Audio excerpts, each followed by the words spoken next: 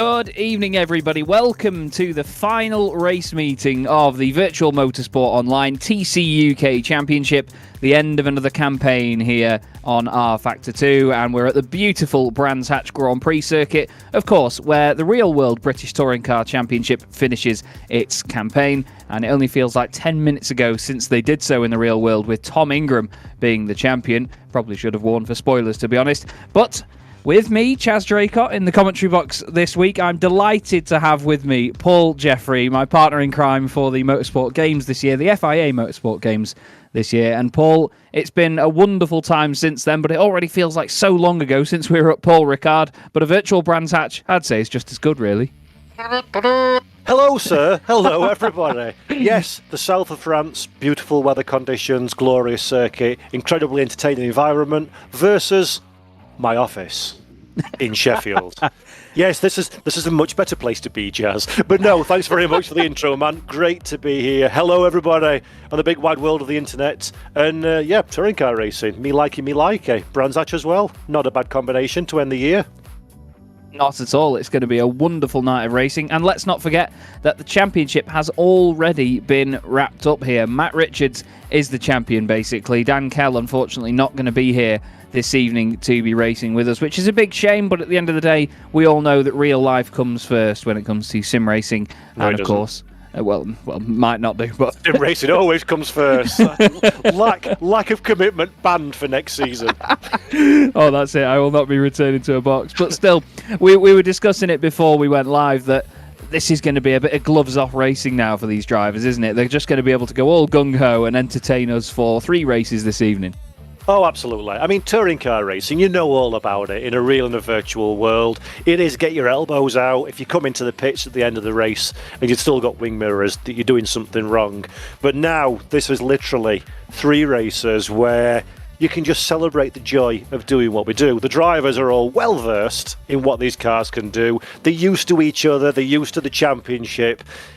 It's going to be fantastic, man. I absolutely can't wait. And hopefully, to a degree, everybody behaves, and let's not get silly out on the racetrack, but I do expect to see a few smiles and a few tears come that there checkered flag. To be honest with you. But yes, it is going to be a great finale. There are the gorgeous machines that have competed throughout this season. We've had some amazing looking liveries on the grid, and we will continue to do so into this final round. Now, Johannes Lepit in the number 40 Subaru Levorg on the right-hand side there is one of the liveries that really catches my eye. And to be honest with you, he's quite an entertaining bloke because he's just popped into the Discord and said, I don't think words can describe how much I despise the rain, because it is raining here at Brands Hatch for this finale. So a lot of the drivers are going to have to be very careful, particularly those in rear-wheel drive cars as well, Paul, because that's where they really do come up to a disadvantage with getting the traction down out of corners, isn't it? Absolutely. And I think we've said it's the last event of the season, the last 3 races of the season. Brands Hatch Grand Prix is a difficult circuit at the best of times, and with a bit of wet stuff down there, this is going to be a case, Chaz, 100% of survival. It's not about who's going to be quickest. It's not about who can tear away at the front of the field. It's stay on the grey stuff as much as possible, minimise your mistakes, keep out of trouble. If you're not at the sharp end of the grid, come green flag, then just keep out of other people's problems and try and get yourself to the checkered flag. And if you can do that, which is easier said than done, you've got a damn good chance of getting yourself in that kind of like top 6, top 8 kind of region. And I love me some touring cars, but in this kind of field, in rain, you can keep it. I'm not interested. Too hard. Yeah, well, I always say to people, Paul, there's a reason I'm a commentator and not a driver. So here we go then. Look at that, 1,000th of a second between the top 2 spots. Daniel Hurlock in the RSR Astra taking pole position from YouTube's John Munro, as he's known. Ross McGregor, second row, with Matt Richards, newly crowned champion for Airstream Motorsport, I should say. Chris Shepherd and Chris Butcher make it an all Chris row 3. Thomas Vac is on the 4th row alongside Phil Morby, and then behind him 2 teammates from Wilsman Racing. That's Callum Wilson and Jakub Kowalski in 10th position, about 1.5 seconds from the top spot. Dan Hyde next in the Go for the Gap Racing Toyota Corolla. He's alongside Dan Hutt in the Subaru Levorg. Then we have Stefan McCready and Ben Willis in the Drake Racing Machine. Then it's Cam Brewster and Johannes Lepit on row 8. Sam Dowman and Scott Morris round out our field. But 1,000th of a second is, well, that's what's displayed on our side of things. John Munro has actually just messaged me and he said we're actually separated in the sim by 0.001 of a second. Identical times, Paul. And again, just shows us how close touring car racing can be. And we've not even got underway yet. Incredible. Absolutely incredible stuff. And if that's not an early warning sign that we're going to have ourselves a whole load of good fun this afternoon, I don't know what is. I will just say though, Chaz, massive props to you, good sir, for being able to pick out the car models on that screen. Maybe I'm sat too far away from the screen, maybe I'm too old nowadays, but I could not make out what those models were. So good eyeballs there, young Mr. Draycott, showing up the old man here as we're seeing just how wet it is on the racetrack. And make no mistake, look how squirrely that car is under acceleration. These conditions are going to be a massive test for these drivers, aren't they? They really are, and I have to compliment the way that the rain looks in R-Factor 2 as well. The sort of slight dry line behind the car as it carves its way through the water, the reflections on the surface as well, really does look tasty indeed. And you can see the wiper there going absolutely bonkers. I think the only time I've ever seen sort of motors go quicker than that, it was on something in Robot Wars, to be honest. Cam Brewster in a rear-wheel drive car, you can see it trying to break away there. He's going to be gliding his way around, but we've seen a number of season finales at Brands Hatch in the real world British Touring Car Championship that have been affected by rain as well, haven't we? So it's true to form.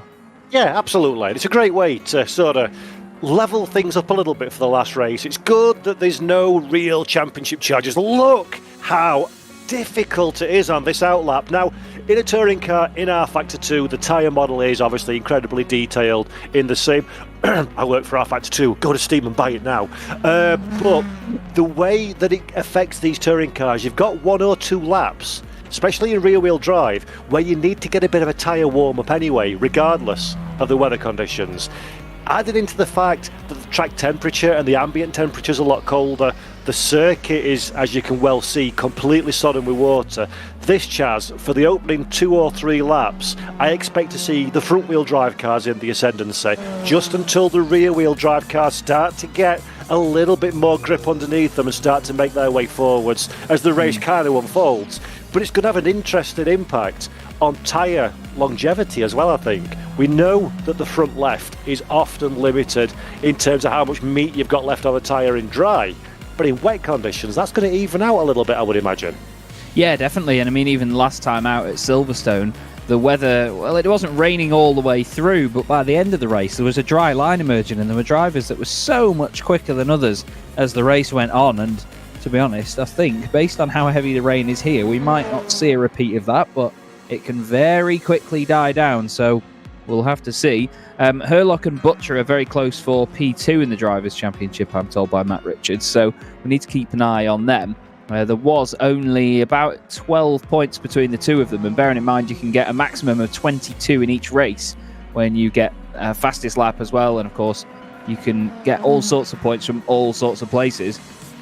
I think we're in for an absolute treat, really, with the championship protagonists when it comes to the end. But I mean, look at the way that even the front-wheel drive cars are dancing around here as they have that horrible front-wheel drive understeer as they're on the power. It's incredible, isn't it? You need to win an award for the most insightful commentary comment I've ever heard in my life. You can get all sorts of points from all sorts of places. Oh yeah. Well, beautiful. Really putting the audience in the scene, making it feel as though they're trackside with us. Well, that's it. I was looking all up and down the point standings to see if you actually get 20 points for winning a race, or whether it's 21, because nobody's ever got less than 21 for winning a race. So I'm pretty sure it is 21, and then you get... Well, someone's got 23 here, right? Someone's pulling my leg. But honestly, it's just... Well, it's one of them where... I love the fact that you can get extra points. You know, that's what can make it so interesting. And over the course of a race, that can develop. We've seen it before with fastest lap points in certain championships, and points even for leading a lap as well.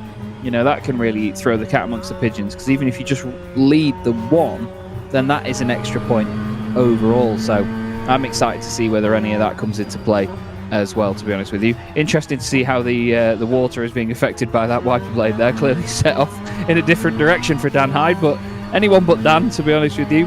We'll pretend we've not seen that little graphical glitch, and it's not representative of the R Factor 2 software. Please ignore.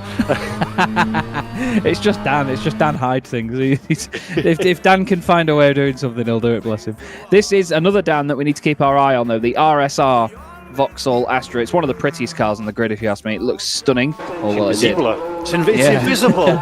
It's got a cloaking device. That's cheating. That was pretty. Well, I'll tell you what. It's certainly one way to slide under the radar. There's some more wonderful footage of Paddock Hill Bend, a very terrifying corner. Of course, this is B-roll footage, so this is not the current conditions in the sim, but a lovely shot there of such a menacing corner. I was at Brands Hatch just a couple of weeks ago, and every single time I go there, I can never believe quite how steep that corner is. And the fact that it has remained like that for so long, because that's what we're treated to in the UK, really, Paul, is the fact that we've got so many of these amazing old school circuits, and fundamentally, over the years, they haven't changed that much, to be fair. They still have all their legendary corners, don't they? Yeah, absolutely. We are quite fortunate, as you say, in the United Kingdom. We've got Silverstone, which is the home to the British Grand Prix, so that's kind of progressed over time to accommodate the various requirements at top level open wheel racing. But we have an absolute wealth of national racetracks that host international meetings, of course, but circuits like Brands Hatch, like Donington Park and Croft, etc., where they stay very, very true to their original format, from sometimes dated all the way back to sort of like the 1930s, 1940s, and after the onset of war completed and the airfields were taken back over and reclaimed from the military to be racetracks. So we are very, very fortunate in that regard, and it does lead to some legendary corners and some absolutely unique and incredible circuits. There are a few countries where you can have a corner like this, Paddock Hill Bend and Brands Hatch, and then go to somewhere like Knock Hill that's 400 yards maximum, uphill, down dale, over Grims. Really, we're very lucky in that regard. We are indeed, absolutely. And to be honest, I think Brands Hatch is one of the finest circuits that our beautiful little island has to offer. We'll quickly run back through the grid. We've got Daniel Hurlock and John Munro on the front row, with Ross McGregor and Matt Richards on row 2. Chris Butcher and Thomas Vack are on row 3. Then it's Phil Morby and Callum Wilson, 7th and 8th. Jakub Kowalski and Dan Hyde round out the top 10. And then on row 6, we have Dan Hutt and Stefan McCready. Ben Willis and Cam Brewster are the two teammates next up in 13th and 14th, with Johannes Leppit alongside Sam Dowman. Chris Shepherd and Scott Morris make up the back of the grid. So now everybody just making their way around on the warm-up lap. The spray is immense as well, and that's another thing that they need to consider, is that it may not be the most prominent thing in the sim sometimes, but to be honest with you, I think it's amazing that the spray is so thick in a sim like this, because a lot of them, they pussyfoot around it a little bit, don't they? You know, they don't want spray to be too much of a thing, because everyone has to think about graphics cards and how hot they're going to get. But to be honest with you, when it does affect visibility as much as it does here, you have to applaud the fact that it is so realistic in that way, because we have the ability in the sim to turn things like that down, and it means that you can see better, but realistically, I don't think you should be able to. It's great that it does affect them so much, isn't it?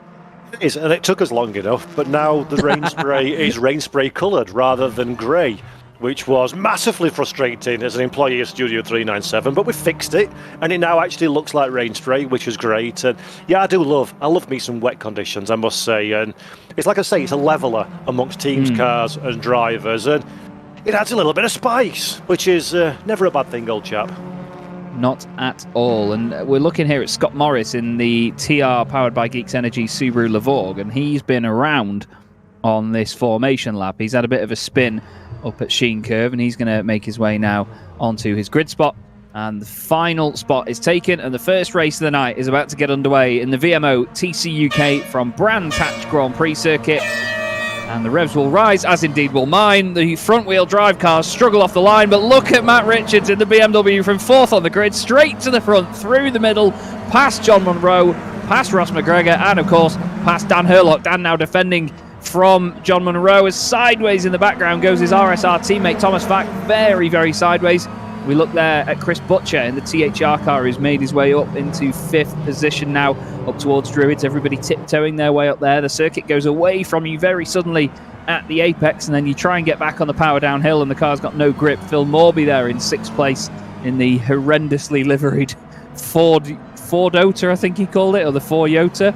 It's basically a Toyota Corolla livery that he's done for a Ford Focus. But Butcher now around the outside of Ross McGregor, side by side off Surtees. This is a scary part of the circuit now to be side by side, isn't it, Paul? They've managed to sort it out. Yeah, good, clean start from everybody. That's 18 drivers that can now unpucker their sphincters. We've got through the first few corners in these unbelievably difficult conditions. Coming for a little look round Westfield Bend as well, sideways for one of the Fords in the back of our shot. A few drivers have got their lights ablaze. Not really going to make any difference in these conditions, but it's more to put the scarers on the car in front of you. Just let you know that you are charging forward. Ben Willis down in 14th position, still trying to get heat in the tyres of that rear-wheel drive machine, as we mentioned at the top of the show. There's a yellow flag charge in Sector 2. Somebody, there we go, has gone to say hello to the green grass, but we'll get back again without too much harm or foul. Yeah, Callum Wilson having a bit of an issue in the Infinity, unfortunately. Aidan Millward is in the Discord, and he's one of the stewards for this championship, and he's just messaged in the chat saying, Matt, that start was absolutely disgusting. You are disqualified for being Colin Turkington.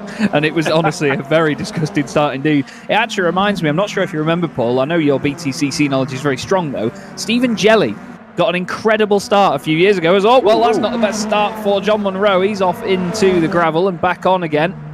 Well, it was Stephen Jelly in the 1 Series BMW a few years ago, the final meeting of BTCC, I'm pretty sure it was, and he got an absolute cracker of a start. Probably one of the best starts I've ever seen, and I think he went from 6th to 1st before they got to Paddock Hill Bend. I'm not quite sure if I've got that right or not, but honestly, if we could ever have a look at it, I'm going to try and find it later on. But right now, we've got the two Zanshow Simsport Focuses having a good old scrap there with Butchie behind them. And now we've got Johannes Leppert, who really hates the rain, as he said before. And I'm not surprised. He's in an absolute boat of a Levorg, to be honest. As whoa, there goes his teammate just behind. And, well, it resembles a cruise ship, doesn't it, at the best of times, the Levorg. But it really is doing a good impression of it right now. Yeah, docked into the barriers, let off passengers, and we'll get back on the racetrack. Good to see the Subaru Levorg racing here in the VMO TCUK Championship. Shame it's not quite as strong as they would hope it to be at this stage. Much like the real car, started competitive, then plummeted like a stone, and unfortunately, same things happening here in these wet conditions. Chris Butcher,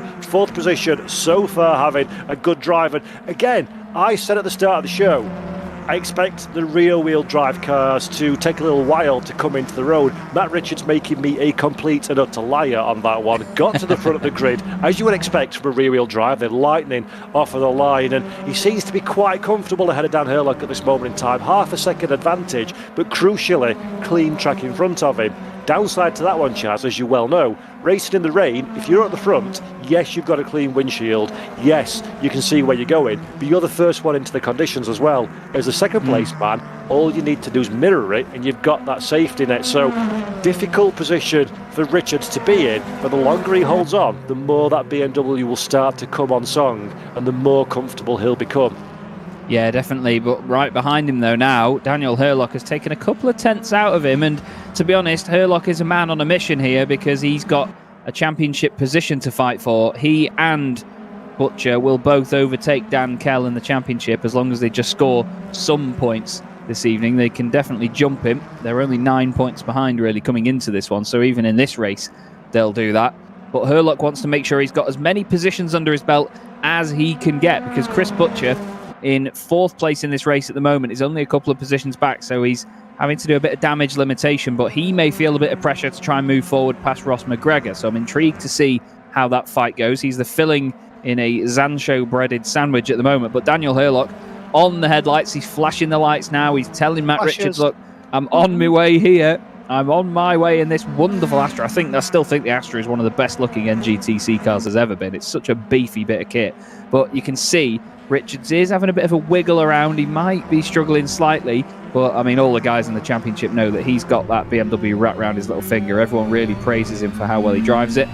John Munro, well, he's in the Ford Focus right now, right behind Butcher for 4th place. And to be honest, this is not what Butchie needs. He doesn't want to be under pressure, does he? No, absolutely not. You don't need any kind of car to be harrying the rear of you. Again, in these conditions, it's so easy to snatch a break. It's so easy to be a little bit later on the middle pedal, coming into a corner and then catch your rival in front of you. And light contact in a touring car often leads to big mistakes. So John Munro now is very much the man that's he's in the prime position to try and make a move as Herlock again looking to there. Is this opposite day?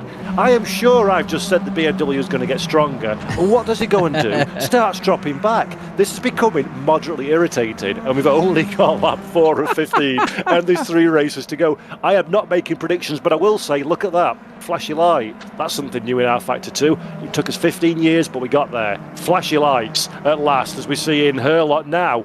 That car looks so much stronger than the BMW. Look how he can get it into the corner. So much tighter. The BMW's flirting with the outside of the racetrack, scrabbling for grip. He can't apply too much lock, can Richards, otherwise the rear's going to try and overtake it. There you see, sideways through the corner, but Herlock much more stable, the nose much more positive, the rear much more planted as well. That allows him to get onto the throttle earlier. That allows him to take a tighter corner as well. And it all compounds and adds extra benefit.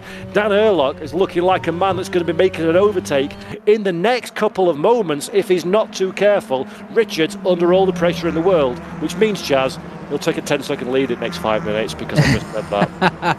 Yeah, that's it. It is almost like a commentator's curse, but sort of like a reverse psychology. No, it's an idiot's observation is what I call it. It's not a commentator's curse. It's someone that talks a lot with no knowledge. That's me. Well, I've just seen a message in the Discord from Aidan Millward saying to Dan Herlock and anyone else that may be doing it throughout the field, don't flash your lights behind a car when there's no reason to. So obviously he's referring to the fact that, I would have thought the same as well. Richards hits the damp patch and the compression at the bottom of Paddock Hill Bend. Herlock is suddenly down the inside, hurls it down the inside, you could say. And now Richards is dancing his way around Druids. There's a tiny touch on the exit and they just get away with it. That's the beauty of touring car racing, though. These cars can really lean on each other and get away with it. And Daniel Herlock takes the race lead right now. And look at this now, McGregor this is John Munro on the back of Chris Butcher. Butchie goes through at Druids, but now John gets the cutback on him. Behind them in 6th position, we've got Thomas Vack in the other RSR Astra. Now that is important because he's teammates with race leader Daniel Herlock, who is in a fight in the championship with Chris Butcher. So if Vack can put him off now and take at least a couple of points away from him by overtaking Butchie, then that is his job done as a teammate. So it's going to be intriguing to see how this goes, because he was sideways through Paddock Hill Bend at the start, but he's clearly got the pace to catch up to and stick with these guys in front. Yeah, Thomas Vack needs to get a bit of a shake on now, or a shake and Vack, some might say, in 6th position as he's chasing down Butcher. And you're absolutely right, that is a beautiful looking Astra in the British Touring Car Championship. An old model now, one of the oldest models still in active competition. Possibly we may no longer see that one running in 2023 in the real world. Be a real shame Power Max Racing run that car with some success in recent years. I think Jason Plato in 2019 was the last one to take the checkered flag first for his 97th British Touring Car Championship win. But the recent economic downturn and the pandemic disruptions not been kind to Power Max Racing, and they've fallen down the grid in recent seasons. In fact, not even making a full championship campaign back in, was it 2020 they did a part season? So Power Max on the back foot a little bit, but it's looking resplendent in virtual form as now Matt Richards, former race leader, the Rocket Man, on the checkered flag, is 3rd position as Ross McGregor for the Zancho car sneaks his way up into 2nd. So front wheel drive 1 and 2. And this is how he did it as well. Nicely queued up, Ross McGregor just down the inside. Matt gives him all the space in the world. Oh, he touches the painted surface on the left-hand side, though, and it just floats the car a little bit wide. And that must have been a very scary experience for Richards there, because when you're trying to turn into Paddock Hill Bend and nothing happens, that's probably the worst place in the world for nothing to happen. Now this, behind the other RSR Astra, is, well, another one. We're actually looking at Phil Morby in the number 14 team at Garney, which is all the gear and no idea, with Big Fan Esports in this blue and red thing. He's now got Chris Shepherd. When you said at the beginning of the show, oh, look at the Spotter's Guide, there's some beautiful liveries. Where? I haven't seen any yet. Where are these beautiful liveries? This is actually, it's borderline offensive how awful this field looks. But no, there's definitely some curious choices there, I must say. I am being light-hearted, of course. If anybody watches this bike that's racing, don't come and beat me down. I jest you all, but yes, they are ugly cars. But he's not guilty, Your Honour. Yeah, not guilty. It was Chaz. Oh, right. Blame it on Chaz. Oh, right. I'm suddenly a witness turned victim now. Yeah. Right. Back to Ross McGregor at the front, and he is starting to close in a little bit on Daniel Hurlock. He's keeping him honest at this stage. Ross isn't really in with a massive championship shout outright because he's on 227 points going into this. He won the third race at Silverstone last time out. An amazing performance it was as well. But he's some 62 points behind Dan Hurlock coming into this meeting, so he can't affect him in the championship now. But at the end of the day, he can still try and take some points away for everybody else, and that's what he's going to do in the Ford Focus. He sticks it nice and tight down the inside of Surtees. Such a painful corner, even in the dry, isn't it, Paul? So to try and get it done in the wet, especially in a front-wheel drive car, where the front end just wants to magnetise itself towards the nearest fence, it can be a very, very painful thing to guide a car like the Focus around here. Oh, absolutely. Torque steer is a major thing that you have to deal with in these cars. As we're just watching McGregor, the little moment then, Hurlock ran wide, managed to keep his foot in and keep it on the track. But that's a little chink in the armour that Ross McGregor will be laser focusing in on. But yeah, back to Surtees, it's a dreadful corner. It seems to go on forever. You never quite know where you need to turn the car in to get back on the throttle, and with the wet conditions, and as you say, with the torque steer as well, so difficult to balance the car, and that's only going to get more difficult, Chaz, as the race progresses, as tyres start to wear. The track is dynamic, of course, so the level of rainfall and the level of grip available to you will be changing as well. And yeah, it's all of these things that we talked about in terms of mixing things up for these drivers. As I can smell fried chicken. So my wife and son have just come home and they brought fried chicken. Thanks very much for someone who's not had any dinner. I always enjoy it when that happens. I'll go downstairs at the end of the broadcast and be like, "What's for dinner, love?" And I will get a less polite version of, "Make it yourself, sweetheart." I thought there was going to be some sort of clever link to Stephen McCready or his livery or something. No, I wasn't expecting intelligent enough to try that. Sorry, it wafted into my nostrils and irritated me. But Stephen McCready is doing a good job. Back on topic, so well done, lad. Carry on. He's really closing in on the car in front as well, which is Jakub Kowalski in another Infinity as well. So equal machinery for these two drivers. It's Wilsman Racing ahead of Pixelate Esports. And you can see still they're floating their way around, and even in the background, Dan Hutt in the Subaru Levorg completely hanging the back end out on the exit of Druids. It's great to see, and even there, look, Stefan's almost in a straight line and he's getting on the power, and the Infinity is trying to turn hard left. All of a sudden, Matt Richards finds himself behind another Zansho Focus. Now, Matt does technically drive for Zansho. He is part of the Zansho Simsport group, and he's just running basically his own independent livery in this championship, the Aerostream Motorsport BMW, doing a wonderful job of it as well. He is drivers champion and independence champion so long as he wins this race. Well, so long as he finishes it, effectively, because he will outscore Dankel by enough by the time that the meeting's done. But he's got John Munro in front of him now, who puts another Zansho Focus onto the podium. And doesn't everybody drive for Zansho? Pretty much, yeah. I think even Aidan Mildward had a go on it, so it's got to be fairly easy to get into that team. No, only joking, Aidan. Only joking. He does drive for them, does Aidan? He certainly does. But we've just had a little battle go on there with Chris Butcher and Thomas Vack, and well, Vack had a go at him, but couldn't quite get the move done, unfortunately. Now he's lost a little bit of ground. He's lost a couple of car lengths, so he's got to sort of recuperate and try to just close back up again. But it seems like Butcher's just not quite got the pace here. He says that he's had a lot of other championships and commitments going on, so he's not been able to get to his ultimate pace this season, because everyone in the series knows that Butcher is so fast, a previous champion in this series as well. And he's certainly proven the point before, as we see Dan Hyde running wide, and then the car ahead, which is Cam Brewster, very sideways through Paddock Hill Bend. We love ourselves some rainy driving in touring cars and Brewster. Now, that little slide, that's really compromising for the run into Druids. And now as we drop down in a Graham Hill bend, again, this is where you'll see the front-wheel drive difference to the rear-wheel drive. A lot smoother. We couldn't see. Oh, there we go. Rear-wheel drive, massive difference because he's gone cutting some grass.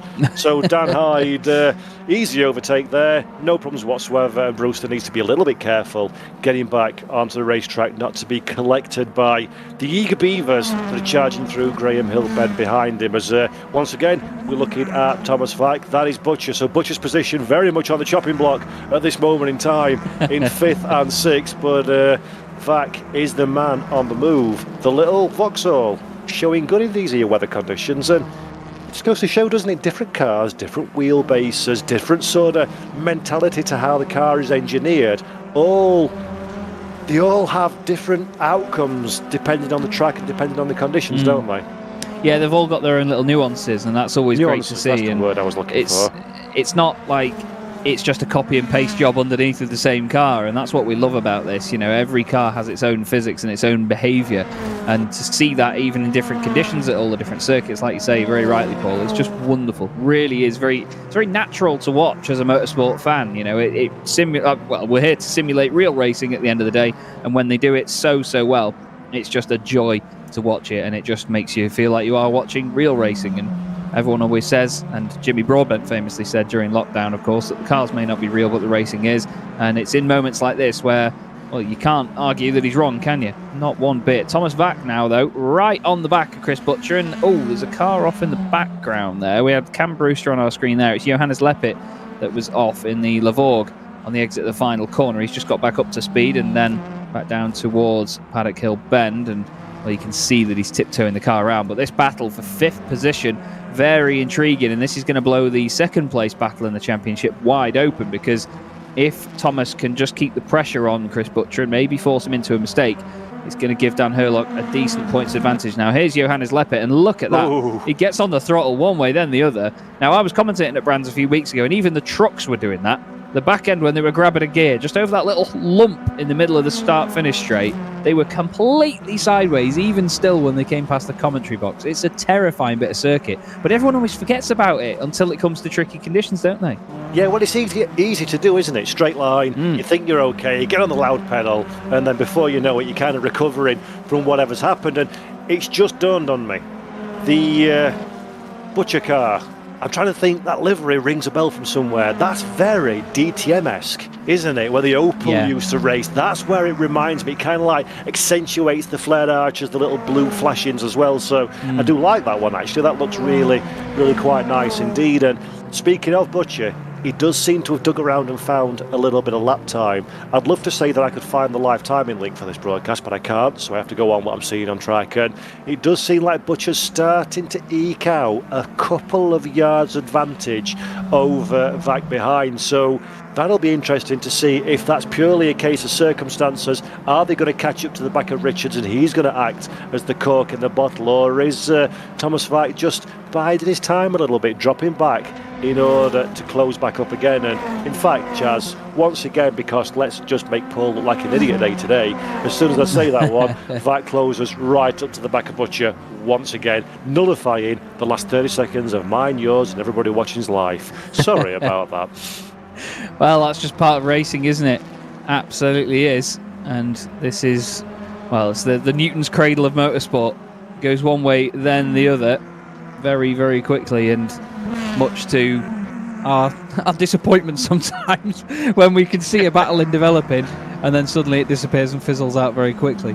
But no, it's very much a trio at this point, though, I'd say, because Richards, as you see, trying to get the traction down on the exit of Sterling's, all over the grass and all over the curb, wobbling it around, and suddenly this is going to become a very difficult mental battle for Chris Butcher, because he's going to be catching the BMW thinking this is going to be a good one. I can beat him now, I can overtake him. He's having a bit of a struggle, but at the same time he cannot forget that he has Thomas Vack right behind him in his mirrors, and it's the worst case scenario to be in, isn't it, when you're trying to attack somebody while having to worry about defending as well.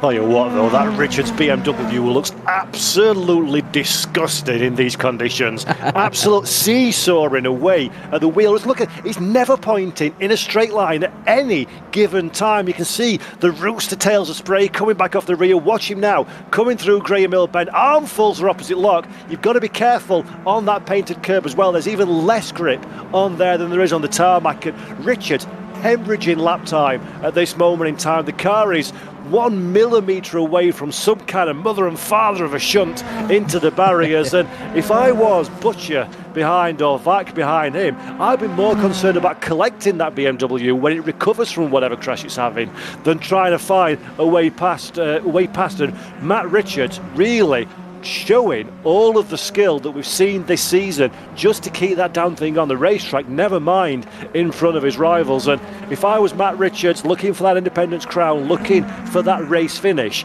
I'd be minded at this stage to maybe even think about letting these two guys past. Least something like that happens and you go all slidey and then get caught up in a bit of a shunt. So Richards, unenviable position to find himself in at this moment in time, and that BMW is not having a fun time at all. No, it really isn't. It's absolutely sideways everywhere. But this is the thing. Matt Richards knows how to guide this car sideways, and he has shown us that all season. There's so many people within the Discord that all say, I don't know how Matt drives that car like that. He's learned it so well. He's mastered it. But he's a really good drifter over on another sim as well. I don't want to offend you, Paul, so I'm not going to mention it. But he's a very good drifter. There is only our factor. He's a very good drifter, though, is Matt Richards. And anyone that has him on their social media will know that he posts quite a few stories and videos and all sorts of some of his drifting sessions, and it is very impressive, I have to say. And I know that he used to do quite a lot of it. I'm pretty sure he still does as well, on a Formula rim as well, so it's not even on a completely round wheel, and that's the most bonkers thing. But still, this trio is together for 4th, 5th and 6th. Matt Richards, Chris Butcher and Thomas Vac. But this is your race leader, Daniel Hurlock. Only a couple of laps left to go. He's got a comfortable 1.3 second margin, nearly 1.4 over John Munro. But let's not forget, actually, John Munro has overtaken Ross McGregor throughout this race. So he's sort of relinquished his position to say to John, right, go fetch, get him, go chase him down, Shep. And to be honest, he's made a lot of ground if you consider the fact he was a few seconds behind McGregor before. If John keeps this pace up, the last couple of laps could be very interesting. Although I say that, McGregor did a personal... No, he didn't do a purple lap last time around, but Richards is at a purple sector 2. There we go. Where are you finding this information, Chaz? Ping me on Discord. I've sent you a link. I've sent you a link to it. Oh, superb. So Chris Butcher, still pretending that he's driving in the Andros Trophy, has managed to kind of like arrest that slide somewhat now. So he's not quite under immediate pressure. If you're Chris Butcher, what do you do? Are you happy with 5th position and concentrate on what's happening behind and see if any gifts come your way, or do you just give it everything at this stage and try and put pressure on the BMW in front, but put yourself in that risk area? Ooh, there we go again, slidey. Well, I think in these conditions it's hard to give it everything because you might just compromise yourself as Butcher goes down the inside of Richards. There is contact. I don't think the gap was there. Butcher certainly manufactured one. Richards is now back down the inside and they're side by side into Graham Hill Bend. Butcher's going to try and get the cut back here. Look at that, he's on the throttle early. Matt can't get on it as early, sideways. Chris backs out of it to make sure he doesn't go into the side of the BMW. It may be a 5-door, but he could very quickly make it a 3-door. As now we go on to the front bumper, well, we go on the roof, sorry, of the Astra, and I'm sure that right behind us, Thomas Vac is going to be there as well. Fantastic chase now down Pilgrim's Drop, an iconic piece of racing circuit. You can see the spray in the cars up ahead. That's Ross McGregor. He's a few seconds clear of this lot now. But Chris Butcher, well, he's just watching this BMW dance around in the rain. I have to bring your attention as well to the lead battle, which is now just under a second between Dan Hurlock and John Munro. It's flirting around sort of 8 to 9 tenths of a second. And there you see it in the bottom right of your screen. Thank God for picture-in-picture, and thank God for Mike Yao. He's a wonderful man. But we have this great pair of battles on our screen now. But again, because Vac has got 2 cars in front of him, the spray at certain points is a lot thicker than you'd imagine, isn't it? Yeah, it really is. The camera doesn't do it justice, I think, on this screen. It's a lot stronger when you're actually in cockpit in the race itself. And I'm interested now, as you say, the Hurlock-Munro fight in the picture-in-picture in the bottom right-hand corner of your screen. Is this what we were talking about, Chaz? Is this tyre drop-off? And you see Munro maybe has got slightly better conditioned tyres than Hurlock has coming into this final lap, and these three have basically got no tyres whatsoever. Everybody's slipping and sliding. This is where, this is like NASCAR, isn't it? The first 14 laps are just positioning. This is the one that counts. Yeah, absolutely. And at the end of the day, you can get points for leading laps and so on in certain championships, but none of them really matter if you don't take the win at the end. There is one lap that's the most important one to lead, as we say, and John Munro wants to make sure that he is the first man across the line now, regardless of how many laps Dan Hurlock has led up to this point. This battle is going to come right down to the wire. It was 1.2 seconds, 1.3 seconds not too long ago. But now it's less than 3/4 of a second. Slipstream's not going to be humongous between these two cars as well. So that's not really going to be something that John can use to his advantage through Westfield once more. But look, he's really attacking it. You can just see it in the way that they're driving as well. Hurlock is sort of guiding the car home. John's just going all gung-ho to try and get a position. A few more corners to go now, Paul. Uh-oh, and some lap traffic in front as well. Oh. There we go, lap traffic. Goes and says hello to the barriers. That's that one sorted out, although John Munro has a little bit of a code brown as he comes back on the racetrack, and it's all over and done with, Chaz. Over to you to do the shouty-shouties as they cross the line. Well, he took a race victory last time out as well when we were at the very, very wonderful... No, he didn't. Shut up, Chaz. He took 2 second places at Silverstone. I thought it was in, but it wasn't. Dan Hurlock, though, flashes the lights, takes the win at Brands Hatch, and he needs that for second in the championship. He will be a very happy boy. Matt Richards decimates Butcher and Vac on the final lap. Butcher comes home in 5th place. Vac is 6th, but it's McGregor and Munro who complete the podium. A wonderful Scottish Zancho pairing on the podium here at Brands Hatch. And now we watch Dan Hutt, who is all over the back of Dan Hyde in front in the Go for the Gap Racing Toyota Corolla. The two of them, as you can see, both really struggling in their own way around Stirling's Bend in towards Clearways. Now, Paul, does he go for it? Oh, why not? It's last lap, sunshine. Have a go. Too far back on this occasion. But maybe a little kiss, a touring car kiss through the final corner. Not quite. A bit of a squabble back on the power. Oh, there we go. Go for a sideways squabble. And nearly go and get some autographs in the crowd, but just about holds on. And a quick one to mention, Jazz, Munro very kindly conceded position to McGregor on the final lap, the final turn. Yes. Get Ross back up into second position. So, bit of team play there from Zancho. At least somebody's taking this seriously. Well, certainly not us two. I was going to say, I was that focused on the fact that I got it wrong that Daniel Hurlock won a race at Silverstone that I didn't even realise that I saw John had slowed down, but it didn't cross my mind that what he was doing. So nicely picked up. I'm assuming he's done that one. He's not just dropped it in the final corner. I think he did look as though he was under control, and it was a deliberate ploy to exchange positions there. Yeah, he did a very good job of it indeed. It was a wonderful, wonderful manoeuvre, and that's what team play is all about, isn't it? At the end of the day, the two of them doing very, very well together throughout that race. They didn't quite have the start they would have wanted, but they recovered. Johannes Leppit does finish the race despite his massive hatred of wet weather, and instantly flings the car back to the garage, gets under as much cover as possible, and well, that is that is just how you do it. Aidan has messaged in Discord saying, somebody clip that returning of the position and send it to Max Verstappen. I like that. To be honest, I'm actually a bit fed up of everybody sharing the whole Lewis and Valtteri thing at Hungary, saying, look, this is how you do it. It's just one of them things that people aren't dropping. Anyway, we'll gloss over that because touring cars way more fun than Formula One. Exactly. So, yeah. Always. Absolutely. There is your race result, and Daniel Hurlock wins the race by 4 seconds over Ross McGregor. John Munro relinquishes the position to his teammate and finishes in third. Matt Richards holds on to fourth place after the pressure from Chris Butcher and Thomas Vac. And I tell you what, hats off to Chris Butcher as well for holding fifth. What a race he had. Chris Shepherd finished seventh ahead of Phil Morby in eighth, with Dan Hyde and Dan Hutt rounding out the top 10. Those two, I think Dan Hutt was 24 seconds off the lead. Shows you how much it spread out actually throughout that race. 11th place went the way of Callum Wilson. He was 25 and a bit seconds off the lead. He was ahead of Cam Brewster, who finished in 12th. And it was Jakub Kowalski, Stefan McCready, Johannes Leppit was the last car to finish the race. And then Sam Dowman was 2 laps down. And Ben Willis and Scott Morris did not finish the race.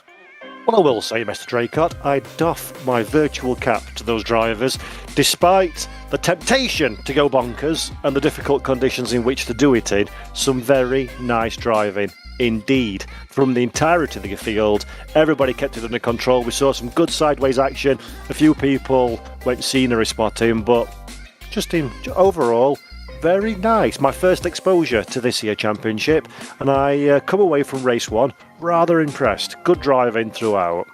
Yeah, that's it. It's always good fun in this championship. It's always very, very clean indeed. And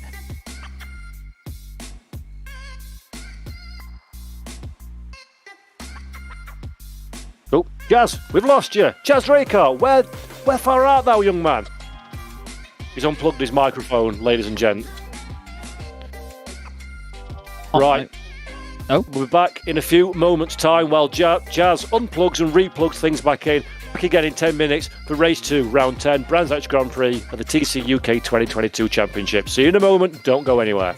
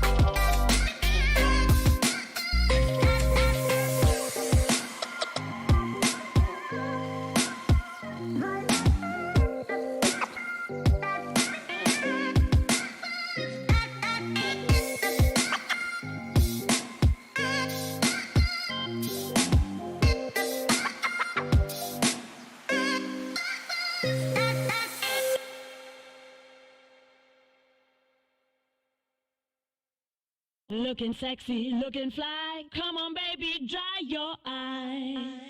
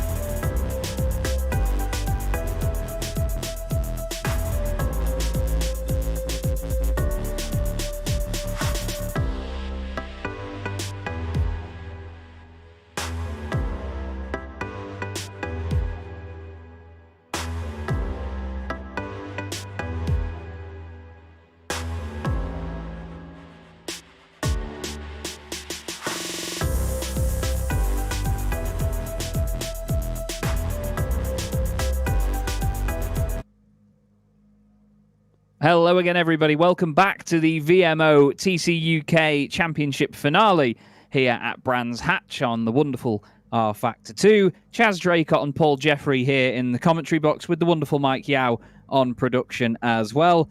And well, boys, we've had a wonderful first race tonight in very tricky conditions, but it's looking a little bit better now, Paul, to be honest. And I think the guys are maybe not going to have such a bad time with this one. Yeah, there's still a bit of rainfall in the air, it seems. You can see the puddle just past the start-finish line, is twinkling away as the wet stuff falls from that there sky. But it may be a tad drier than we saw in race one. But importantly, especially for drivers at this kind of level, they've been in those conditions in a race scenario. So now it's a bit more of a known quantity, Chaz, and that's going to really, really help their understanding of how to attack this race, how their car behaves over the stint, and any opportunity they may or may not have had just to do a couple of tweaks to the setup of the car as well to react better to what's in front of them. And look, there we go. This is round number 12 of Paul Tells Lies on broadcasts. It's not better at all. It's exactly the same. He's throwing it down in Kent, which is, yeah, I'm going to stop observing things. In fact, I'm going to stop commentating altogether. Chaz, over to you. Well, it rains a lot in Kent, I've been told. It rained every time I've been there for the last few times. But yes, we still have very tricky conditions out there then, and the grid is the same as it was for the first race results. Basically, it's the same. The grid is based on race one's result. There you go. Get it out, Chaz. Daniel Hurlock then on pole position. Ross McGregor alongside him on the front row. John Munro and Matt Richards make up row 2. Chris Butcher and Thomas Vack are 5th and 6th. 7th place is going to be Chris Shepherd with Phil Morby in 8th. Dan Hyde is going to be 9th ahead of Dan Hutt in 10th position. Callum Wilson 11th with Cam Brewster alongside him. Then we have Jakob Kowalski and Stefan McCready on row 7. Next up is Johannes Lepit in 15th position. Sam Dowman is 16th, and Ben Willis will round out the field. Series admin as well, so definitely no bias here. Apologies for the little connection issue I had before. During the break, I consulted my partner onto why, because usually it's her fault.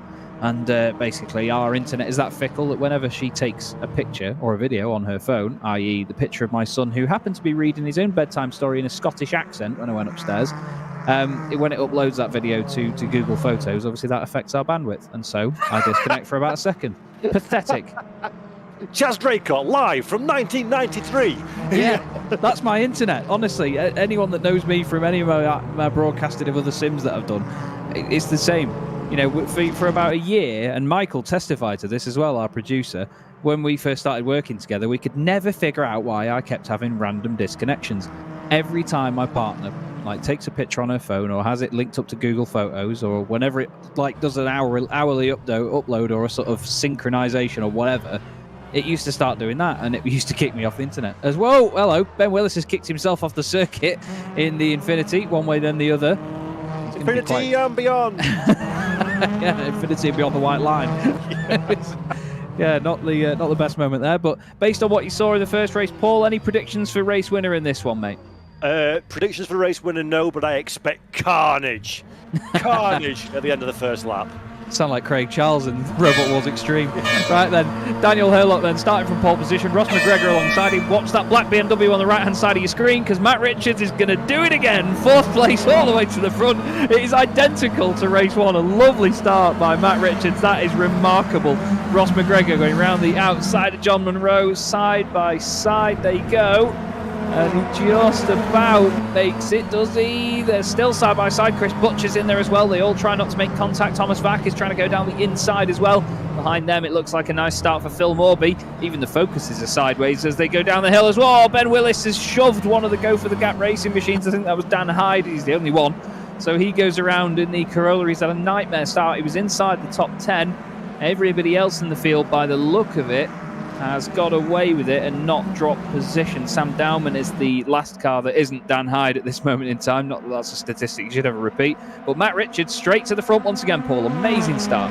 Yeah, really good start at the front of the field. Credit to Ben Willis as well. He didn't get him first time, second time or third time, but fourth time was a charm to spin round his rival. And Willis is now in 14th position. We're looking at Chris Buescher, this moment in time in the THR car. 5th position just ahead of him is John Munro, and there is Daniel Hyde looking to make a recovery in the beautiful little Toyota Corolla. Not quite enough of an overlap on Sam Dowman at this moment in time. Outside didn't work, the inside will do the job nicely, thank you very much indeed. And Daniel Hyde's recovery begins here and now as Ross McGregor getting some dramas on the front of the field. Yeah, he's really putting, well, I was going to say he's putting Herlock under pressure, but it's the other way around, isn't it? Herlock is putting him under pressure, and even there, through clearways, you can see those Ford Focuses dancing sideways, just floating the rear end around the last corner, and, well, just about gets away with it, and Ross McGregor actually makes up a few car lengths down start-finish straight. Here's Chris Buescher in 5th place, as he was for pretty much all of that first race. He's going to be hoping that he can move forward in this one.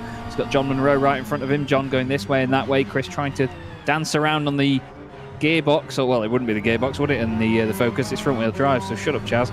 Again, this is what you're on about before, Paul, someone talking with no knowledge. But I'm so used to saying that they're dancing around on the gearbox with like open wheel cars and GT cars and things, but of course it would be at the front of the Focus, so hopefully he's not dancing around the gearbox. Well, it's right a behind. Ford, so he's dancing around on the really cheap plastic trim that falls off when you don't touch it. That's the way you can look at it. He's dancing around on the really cost-effective one-size-fits-every car in their model range plastic. There you go. I remember seeing a car sticker once on someone's modified Renault, I think it was, and it said, "What do you mean snap on? It's French, so it's snap off." Just brilliant. Here's Dan Hutt. Hopefully this car doesn't snap off the road, but he's in 12th position at the moment, and it is like guiding a cruise ship round. Oh, well, then again, it could be worse. It could be in the Infinity in the background, just dancing its way off the circuit. But Dan Hutt, car 99, chasing down Stefan McCready in front, the number 17 Infinity. Both of them clip the grass on the exit of Westfield. That's brave. Now they go up towards Sheen Curve. Sheen is such a horrible, scary corner in the dry, isn't it? Because of the way that it suddenly has this sort of dip in the middle of it, and it flattens out as you get to the apex, and then suddenly it's all bumpy again on the exit. It's very odd, isn't it? Basically every corner at Brands Hatch Grand Prix circuit is a nightmare in a touring car. But I will say, Hutt at this moment in time taking some real liberties with the curb. It seems like that Subaru really is comfortable riding the curves at this stage in the race. Now, whether he's got the car set up a little bit softer than some of his rivals, which of course you want in wet conditions, you want a soft car, you want a compliant car, as though it kind of massages the road around him. But Dan Hutt, really, I mean, that's a little bit too dramatic, I think. It's got a bit of a snap coming out of the turn, but it does seem like that Subaru, when it's facing the right direction, when it's not kissing the barriers, seems relatively confident and content in these conditions, which is not good news at all for McCready, who's under all the pressure in the world in that very skittish Infinity ahead.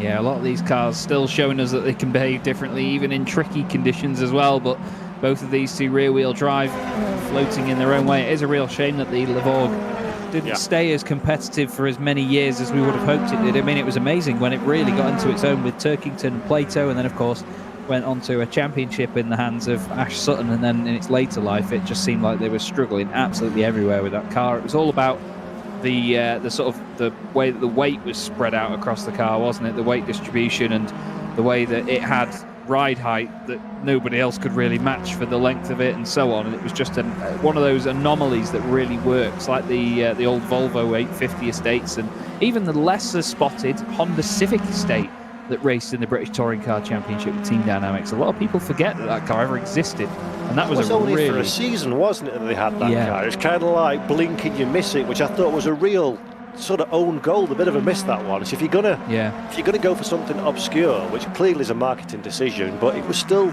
pretty competitive. Just doing it for 1 year and all that learning, and then throw that away to start again, felt like a bit of a pity at the time. Yeah, it's a bit of a strange one, isn't it? But we often do see teams do that, and you wonder what the long-term game was, to be honest. Marketing dollars. Well, that's it. Another interesting one. I know there's a race going on at the moment, but you've got me excited now about touring cars.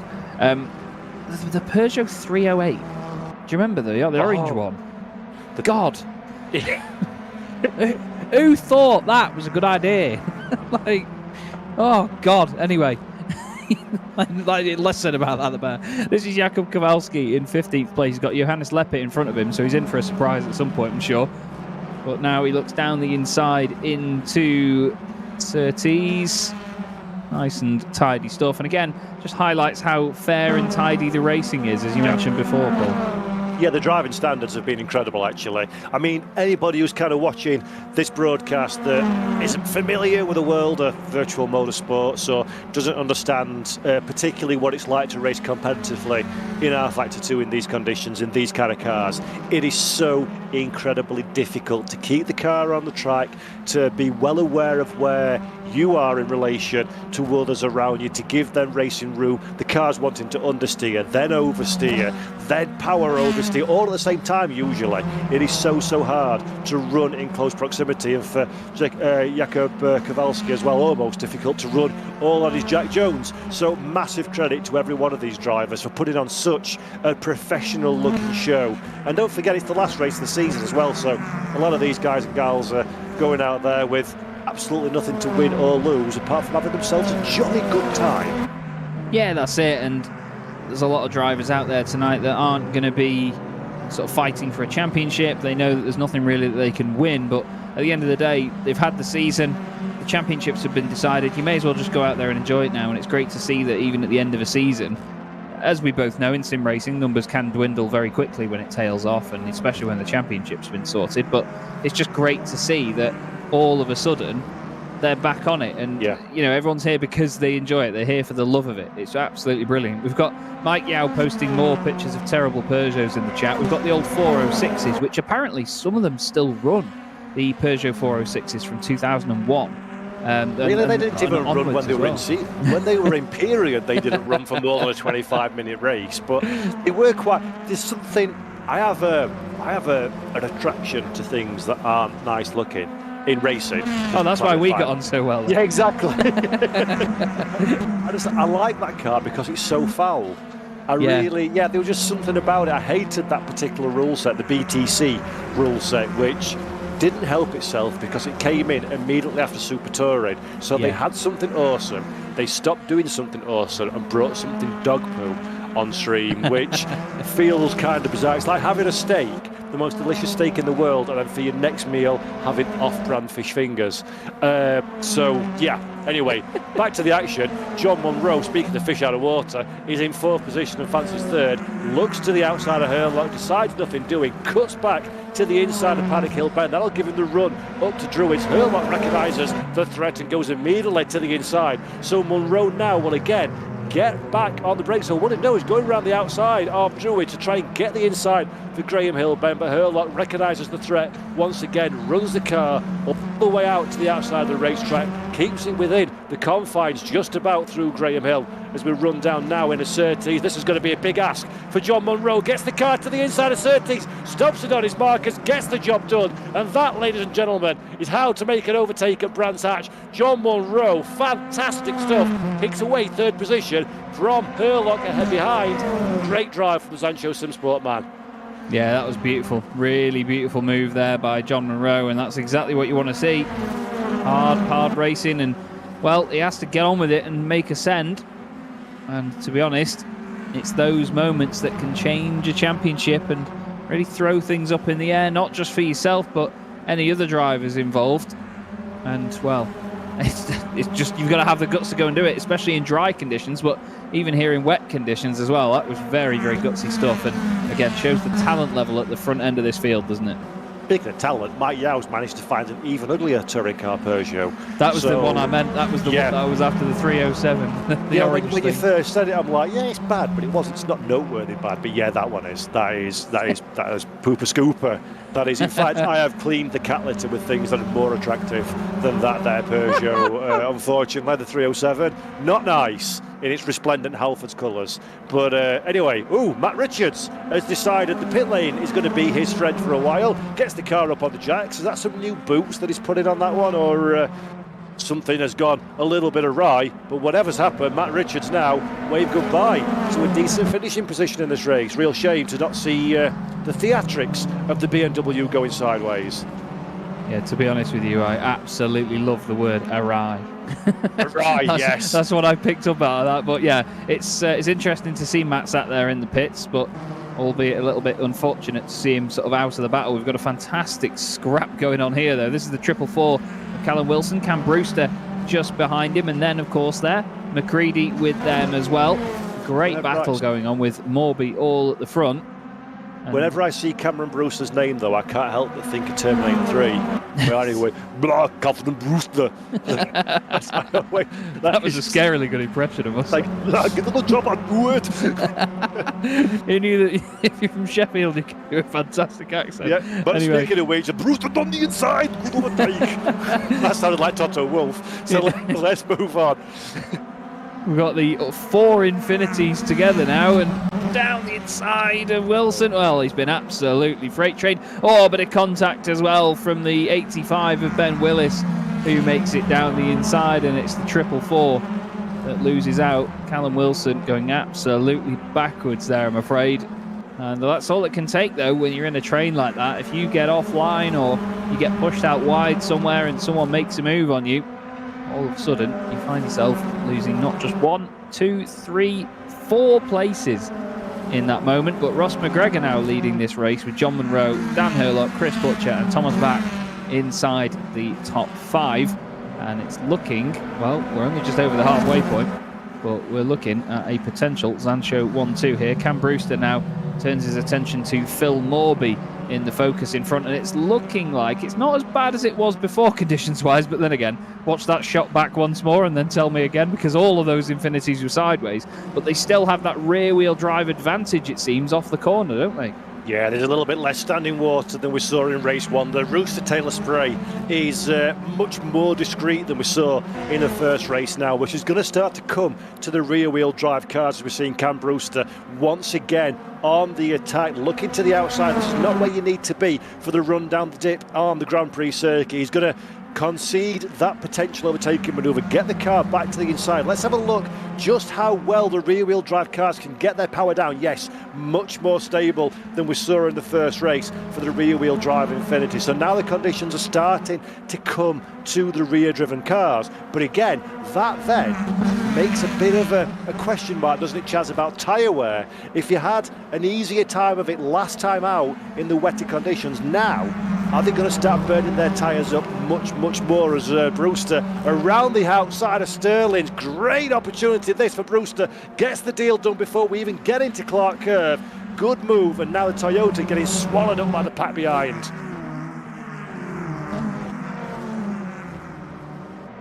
And Chaz Draycott's wife again must be uploading photographs, because he's gone onto the silent as we're looking now at Chris Butcher at the front of the field, 4th position, trying to find a way past Hurlock for 3rd place, gets the job done on the switch bike, and welcome back Chaz. Yeah, sorry, that wasn't her actually, that was me. I muted my mic to have a drink and I didn't unmute it. Hey, amateur. Absolute amateur hour here. Too busy spamming ugly photos of Peugeots in the chat. That's the problem. Yeah, me and Mike were discussing which Peugeots look bad, and I've turned it to which ones look good. Anyway, Chris Butcher, miserably, by the way. He's going to be fed up of looking at Astras, especially the RSR ones. Why's one got a black roof? Anyway, no, they all have. It's just one of them's matte and the others aren't. Sort your spec maps, boys. But honestly, Chris Butcher is going to be fed up of looking at these RSR cars right now. All around him, he's got Thomas Vack, he's got Chris Shepherd behind as well, and even in there as well is Daniel Hurlock in front of him, sorry. They're side by side, a little bit of contact as they go through Westfield. There's more cars than you can shake a stick at, but this is great stuff to watch Butchie hold on to it. Wonderful fighting between the two, but once again, it shows us just how good the racing can be in these cars, Paul, because they can lean on each other a bit, they can survive the contact, they don't always go flying off the road at the merest of light breezes, do they? They can proper have door-to-door real touring car racing, and look at that dry line that's forming now. Very distinct. I was just about to say that. What it seems like in the last 5 or 6 minutes or so, the rain stopped falling and the track is really drying out now. As Chris Butcher in the THR car around the outside is not going to have enough of a run through Paddock Hill Bend, I don't think. There we go, make me a liar, thanks very much.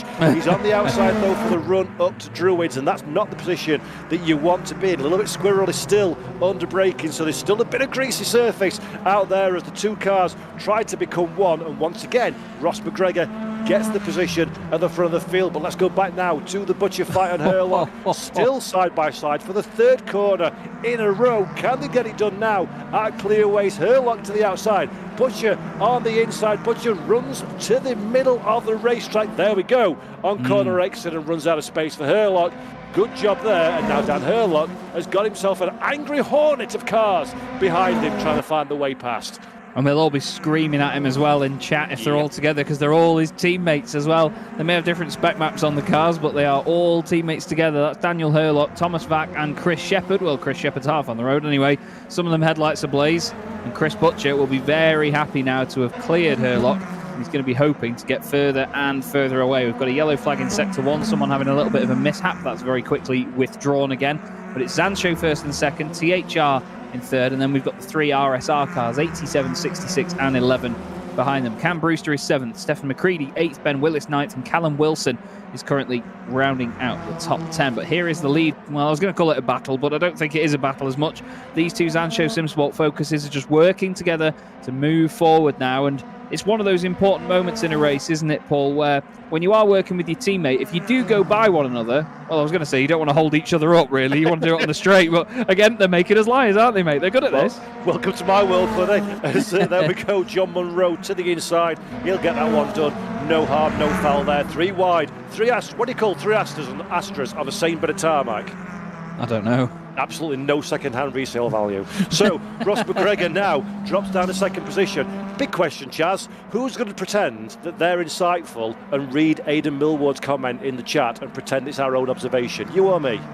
I'll dig the hole. I'll put myself in that hole. So what I think Matt Richards has done is, I think he's pitted so he can have a better tyre for the third race if it's dry. So he's taken his option now, or something to that effect anyway. If it's wrong, blame Aidan Millward.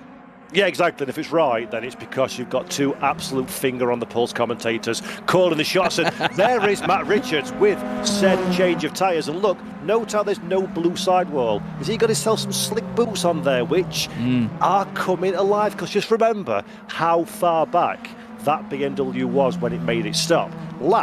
And last by a healthy margin as well. This is a relatively short lap. It's a relatively long time on pit lane to put fresh boots on the car, even if you're not taking fuel. So not only has he got the bad tyre, so to speak, out of the way for the second race, he's getting some learnings of what it's like in moderately dry conditions on this circuit. And actually, it's not a million miles away from getting a fairly decent result as well. Well, that's it. I'm just having a look now, and I'm going to keep my eye on his sectors and just see what he does in terms of the drivers ahead of him. He's gone off at that's Hawthorns, isn't it? As he goes up the hill, I was just staring at the timing screen. Suddenly saw him on the grass through Westfield again. He's going to lose a bit of time, of course, for going off, but he's straight back up to pace again, and now back up through Sheen Curve at the top, using all of that curb on the inside, staying as far away as possible from the grass on the left. Now nice and tidy through Stirlings, and it seems like the dry line is a bit more potent in certain places around the circuit, Paul, but I'll keep my eye on Richard's lap times and I'll get back to you. And it requires a special skill set as well in these conditions. When you see the dry line on the slick tyres, on that dry line, the tram tracks, so to speak, there is a ton of grip. Step away from that, even by a couple of inches. Run a little bit deep into the corner, turn in too early or too late, get too early on the throttle and run off that ideal line. It is absolute ice on slick tyres. So yes, faster in these conditions, but still incredibly perilous, and Matt Richards doing a sterling job at this moment in time in the Aerostream Motorsport BMW 330i M Sport BTCC car. Can he do enough to continue his progress up from 14th position? That's going to be a big ask with just 3 laps left on the clock. But more importantly, it's not about this race, as Chaz said. It's not about the here and now. It's about the third and final race. The final race of this round and the final race of this championship, and Matt Richards is looking to go big and get a solid result to wrap up what has been a sensational campaign for the BMW driver. It really has indeed. I mean, when you look at the podium count for everybody, there's only 2 drivers that have got more than 10 podiums this season, and that is Chris Butcher, who's got 13, and Matt Richards, who's got 17. But then even when you look at race wins, only 2 drivers have got more than 2 victories so far this year. John Munro has 3 to his name. Matt Richards has 7 this season. He's been absolutely dominating at the top of the standings. I must give a shout as well to Callum Wilson, who's actually the highest placed driver in the championship without a podium this season. He comes into this round in 14th in the championship, so it just shows you how important the podiums are and how often they can come for drivers as well. But this is a great quintet of cars here. Cam Brewster in 7th position. Yeah, I love that one. We've got Thomas Vack in 6th place just ahead of him, but behind Cam we've got Stephen McCreadie, Ben Willis and Callum Wilson as well. Wonderful to see. We've got a couple of cars from the same teams, but then at the back of this, Callum Wilson in the Wilsman Racing Machine, chasing down the Drake Racing, one of 2 in this group. We're looking at the other one now of Cam Brewster. This could very quickly become a sextet as well if the car ahead of them drops back slightly. That's Daniel Hurlock. And it's interesting to see that despite those 3 teammate Astras being stuck together earlier, Paul, they're actually a bit more spread out. Yeah, so again, these are the kind of pros and cons of racing in packs, aren't they? When you have a little battle, when you have a little fight, it's very easy to win or lose time. And when you're fighting like this, 1, 2, 3, 4, 5 cars all squabbling for the same bit of tarmac, you're concentrating on dealing with the traffic around you rather than trying to get the ultimate lap time. So it's so easy, if you're the front car, I'm saying it's easy, to break away from the chasing pack. And Cameron Brewster now fancies his chances for the run down in to Paddock Hill Bend. The Infinity, the rear wheel drive Infinity, will be better off of the corners, but the front wheel drive car, provided the Vauxhall has looked after his tyres, should be better on turning. So the Infinity to the outside line, trying to use that extra grip, trying to use that extra acceleration to his advantage, but doesn't have enough real estate in which to work from, and that allows yet another Infinity just behind Cameron Brewster to find a way past. That is of course Stephen McCreadie in 8th position, as again side by side, but you know as well as I do, Chaz, the outside line not always the easiest place to find a way past one of your rivals. No, that's it. You know, you can sometimes try and make it work if you go wide on the way into the corner, get a run on the exit, but trying to go all the way around the outside at Surtees, almost an impossible move. You have to really pray that the driver down the inside makes too much of an effort to give you the extra room out there and compromises their own line a bit too much. But right now, Cam Brewster, well, he's looking to try and not compromise himself, because he knows that right behind him is Stephen McCreadie, and he is, well, McReady to have a little go and try and make the move if Cam hesitates one tiny bit. And McCreadie can't even let off either, because Ben Willis is right there as well. He's come through from the back of the grid, it must be said. Let's not forget, actually, Ben Willis had a bit of a spin on the formation lap of this race, so he's right up there now inside the top 10. And in the final race, any position from 6th to 12th could get reversed onto pole position. John Munro, YouTube's John Munro as he's known, now leads this race by quite the margin over Ross McGregor. Actually, it's 4.7 seconds now as he goes on to the last lap of the race. I don't think he'll want to give that position back to McGregor, especially considering that Butchie is right with him for 2nd place now. On to the final lap. Yep, so final lap for our race leaders in this little battle now. If you're Cameron Brewster, the car's looking quick at this stage, and if you were the team manager, Cameron Brewster, would you be on the radio saying, "Blood, do it now"?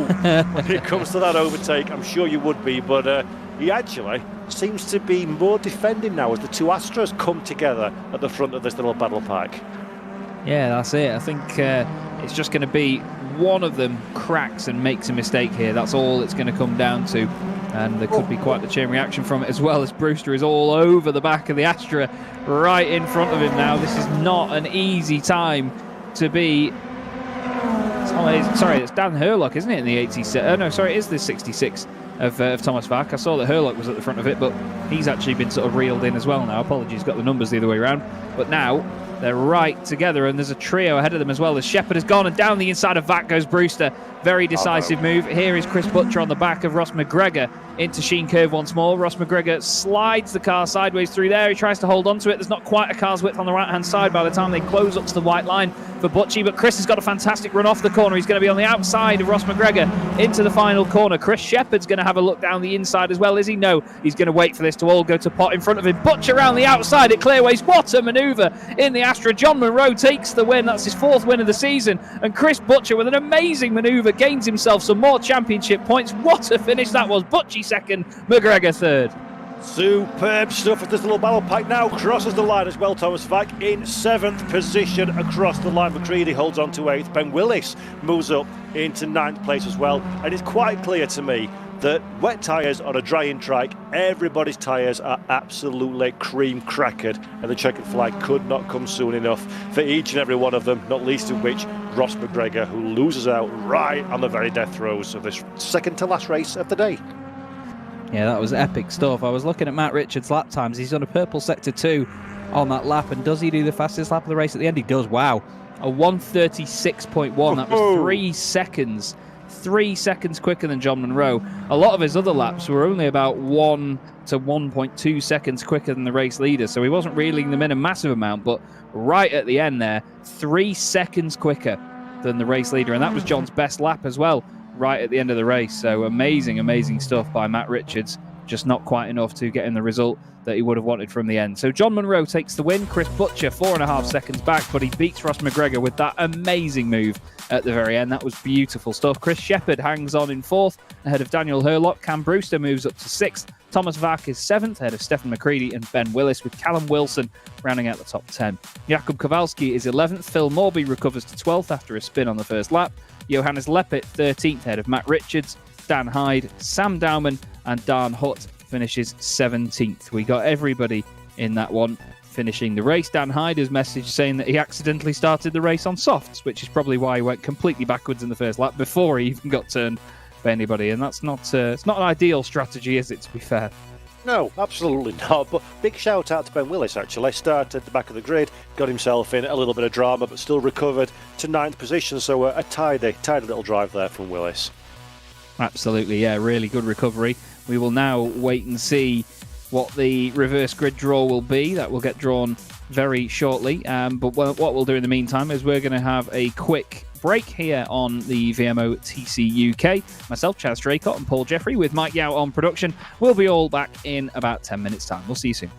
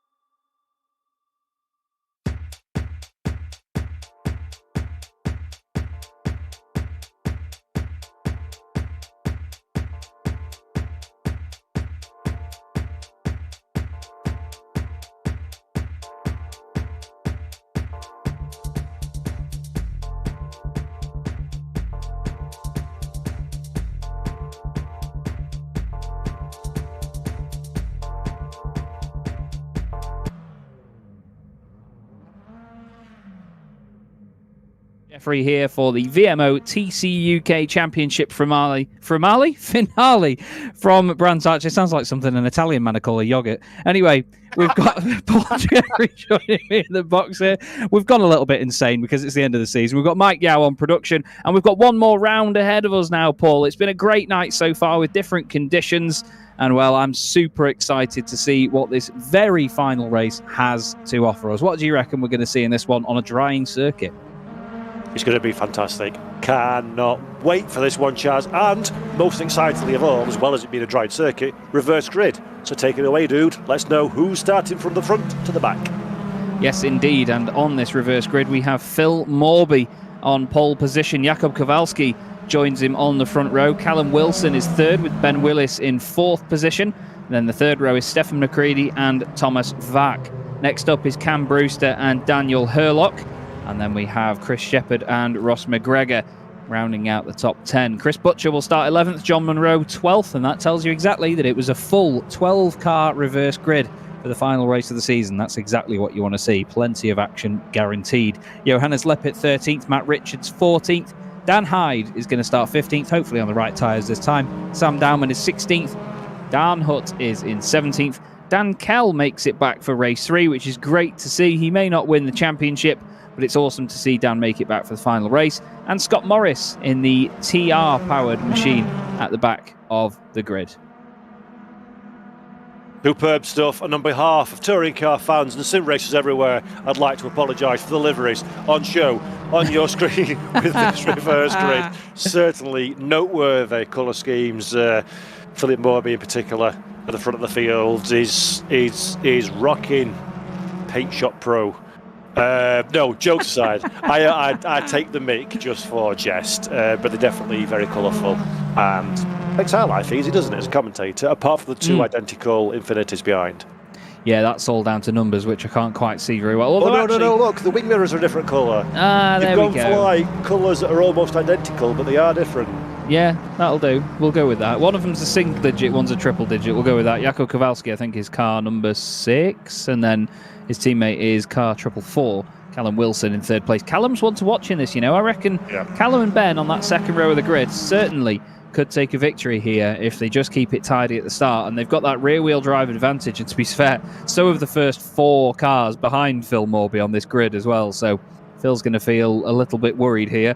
It's interesting to see as well, this is one thing I really love about the dynamic track on R-Factor. You can see dry patches on the grid spots where the cars have been because the engine heat has warmed up the track, and look at Morby's angle at the start here. He's pointing the car way over to the left to make sure that he doesn't drop down the hill very suddenly, and there's a lot of other drivers that are straightening the car to the right, that's starting on the left-hand side of the grid. Let's get going there one more time this season in the VMO TCUK. The revs are up, lights are on, and for one more time this season from Brands Hatch, we are going to be... Wait for it.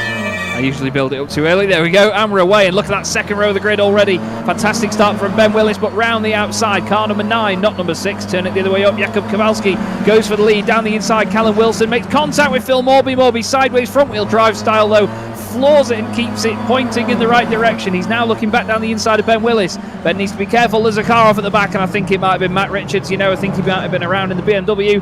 Morby back up to second place then on Willis, and he's already having a go again at Kowalski for the race lead. It's not Matt Richards that's gone off because we've got him picture-in-picture on the right-hand side, which we've only just noticed, so someone else went off. I think it was Scott Morris at the very back of the field, but fantastic start up at the front, a lot of action already, and here is Butcher and Kell side by side.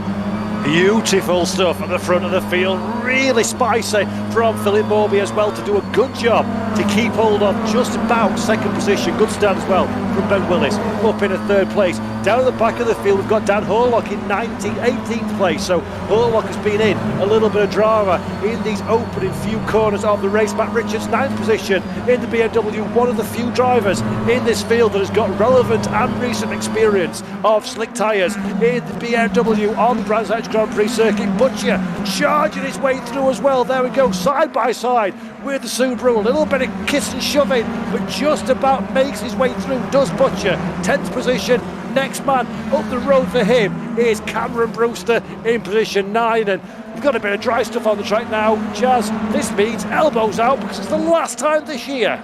Yep, school's out. Absolutely now. The last day of school is one of my favourite phrases in motorsport. Look at this. All Infinity's trying to go down the inside of one another. That was McCready looking down the inside of Willis, with Callum Wilson looking down the inside of him. Callum turns it out to the outside now, but doesn't make that one work.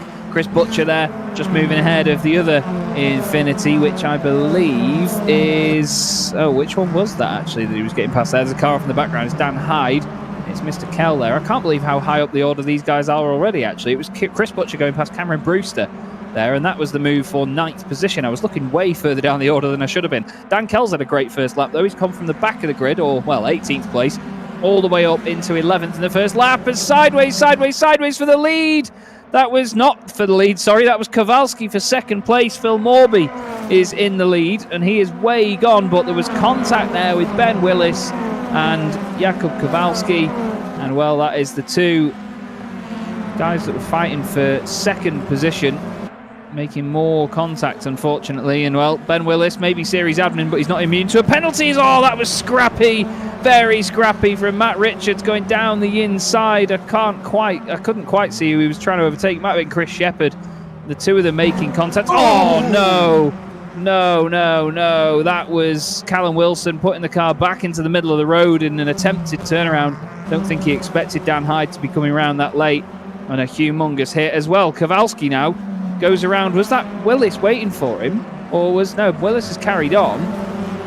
There was Cam Brewster off the road. So, God, there's cars from all sorts of teams all over the place now, because some of them have 3 cars in their team, and they're all spread out throughout the order. And, well, I'm starting to lose my mind as to where they all are. Chris Butcher is now trying to make a move of some form anyway on Thomas Vack, and he gives him a whack at least on the right hand side. He now looks down the inside into Druids Bend. There's a bit of a wet patch under the bridge, manages to make it work through there. 65 passes 66, and Butcher's on a mission here, Paul.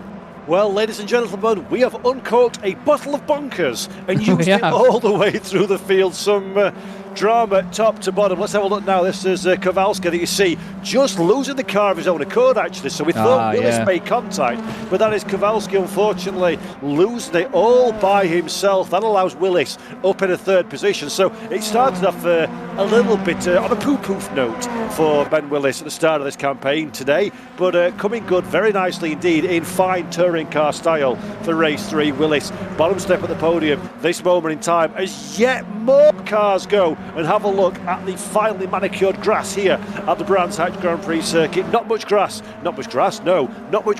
on the green stuff. And let's have a look at the BMW. So light contact with the Vauxhall as well to start the incident, but Matt Richards was already heading straight to the scene of the accident, and that's some fine synchronised pirouetting from those two. And then let's have a look at that rejoin. In fact, we cut away from that one for the secondary contact, but I was saying about the first race and the second race being very clean. Well, it's all gone insane for the third and final race.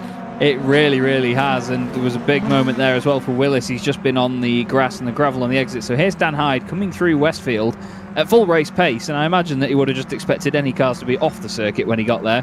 And as you can see, well, there's Callum Wilson. That was beautifully timed there, actually, Mike. Now, I'm not sure if he was expecting Callum to be already moving to be pointing in that direction, but it's a whack in the front right corner, and both cars, I imagine, receiving a lot of damage. And look at that. Whoa, there was more going on as well.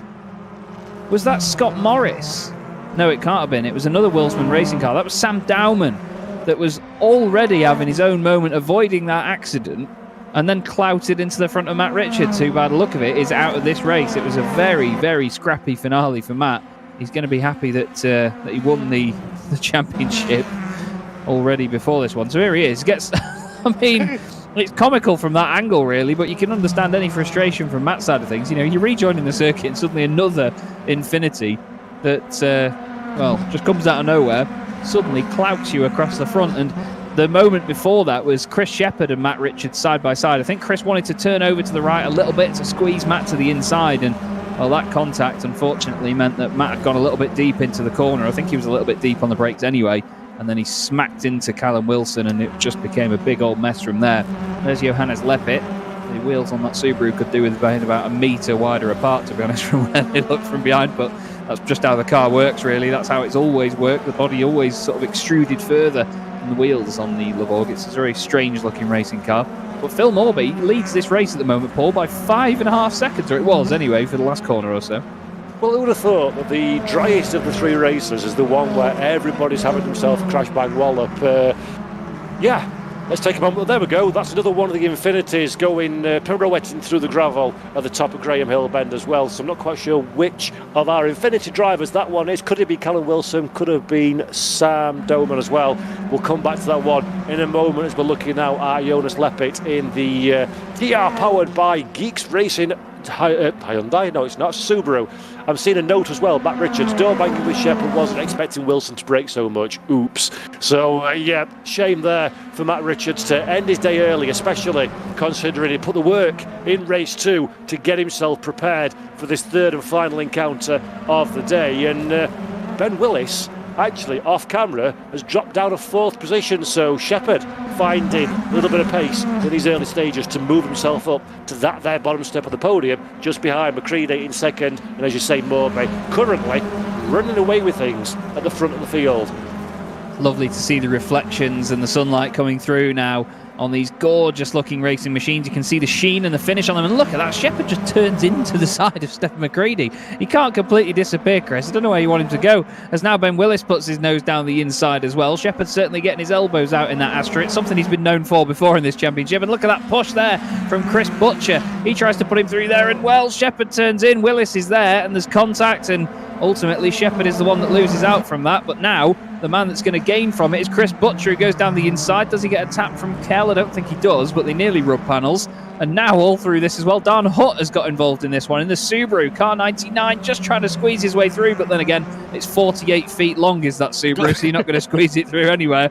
And Shepherd gives him a quick reminder that that Subaru does not belong there, and he throws him back out the order. But yeah, Ben Willis right in the thick of it here. And again, it's great to see, I must say, Dan Kell from the back of the grid, 18th up to 4th, and he's fighting with his good old rival, Chris Butcher.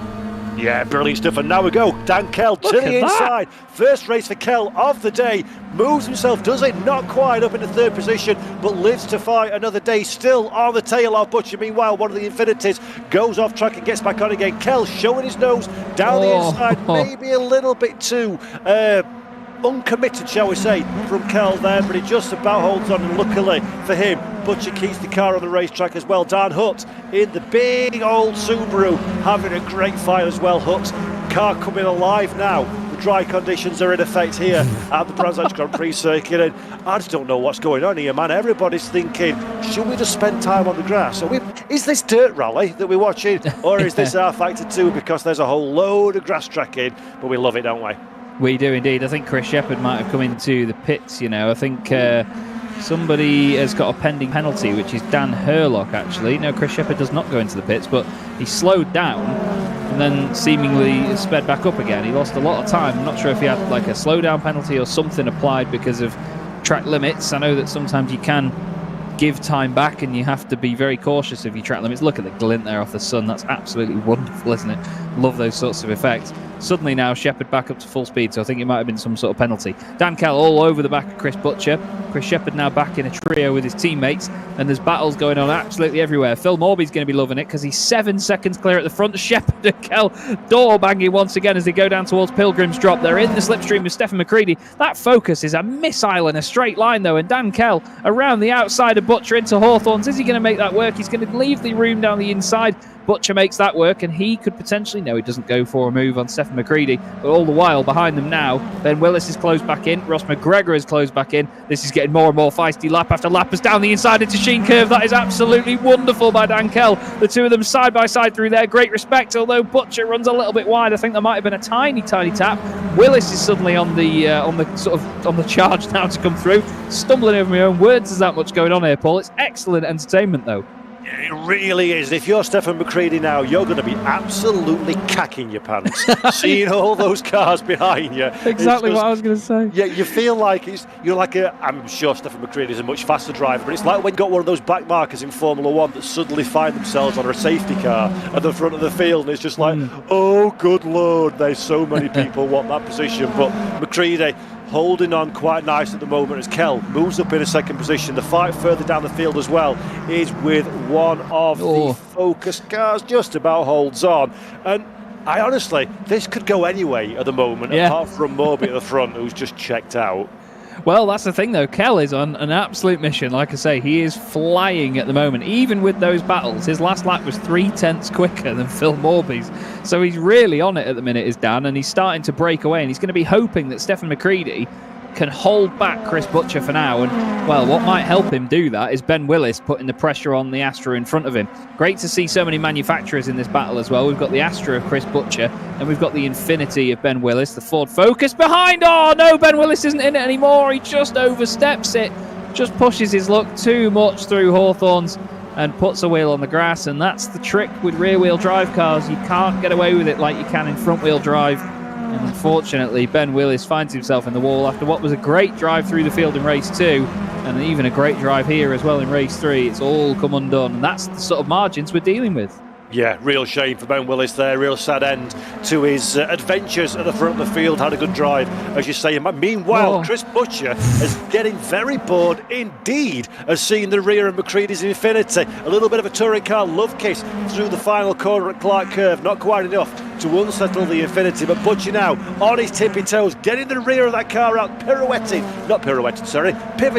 through the Paddock Hill bend. Doesn't have the inside, so he looks to the outside into Druids. He'll try and cut back into line again, because look who's behind. Ross McGregor trying to find an opportunity. McGregor in the Zancho machine, just holding station at this moment in time, seeing how the battle ahead of them unfolds over the course of the next few corners. And the speed that we've seen in that Focus so far this weekend, do not be surprised if Ross McGregor takes not one but 2 overtakes at the same time. Such is the performance of driver and car combined.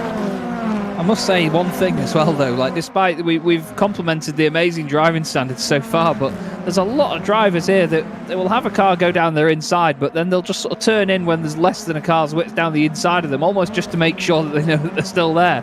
It's almost like a bit of a hip check on the way into the corner. It's quite an interesting tactic, but you saw before it didn't work for Chris Butcher, and now all of a sudden he finds himself under pressure now from Ross McGregor. As you mentioned, Ross really flying. Looking at lap times, by the way, Dan Kell did the fastest lap of the race on that last lap. It was a 31.966. Phil Morby did a 1:33.2, so he was 1.3 seconds quicker was Dan Kell. He very could still take the win here, and that's a very terrible sentence when it comes to English grammar. But he very could. Butcher's very good on the grass right now. He's having a right Paris-Dakar out there, but he's lost the place to Ross McGregor, and he might even lose one to Dan Hutt as well. I am absolutely loving this, Paul. This is immense entertainment as McGregor floats it through Paddock Hill. Dan Hutt just clings to the back of him, and oh my Lord, they carry on. And there's that that's Shepherd off the road again. I tell you what, he's entertaining, but he's his own worst enemy, isn't he? Yeah, it really is. It's like you say, it's been fantastic. It's absolutely end of term feeling completely from these drivers.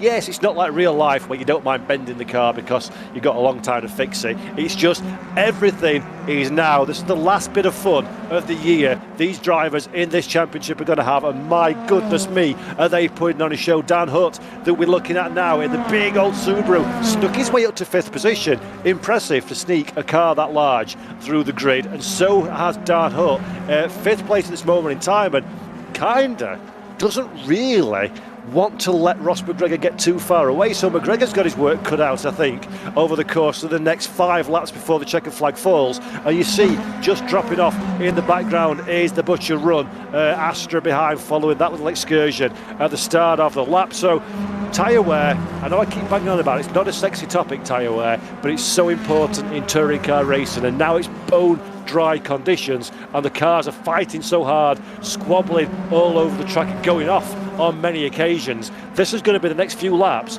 We're going to see some real big moves and shakers, I think, aren't we? Yeah, we are indeed now. The time is very much counting down and the laps are suddenly disappearing. We're into the final third of the race. Dan Hutt all over the back of Ross McGregor. It is nice to actually see that Levorg is right back on the pace again.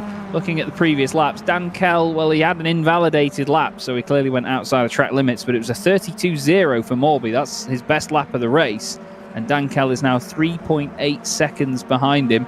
And it's actually gone up quite a bit there, you know, on the exit of Graham Hill Bend up to Surtees, but there are sort of accordion effect points of this circuit where it all concertinas together, and the drivers will show the gaps between them as a lot smaller than they actually are, if that makes sense. Dan Hutt is all over the back of Ross McGregor still, and two very different cars, one front-wheel drive short wheelbase, one rear-wheel drive lonk boy wheelbase.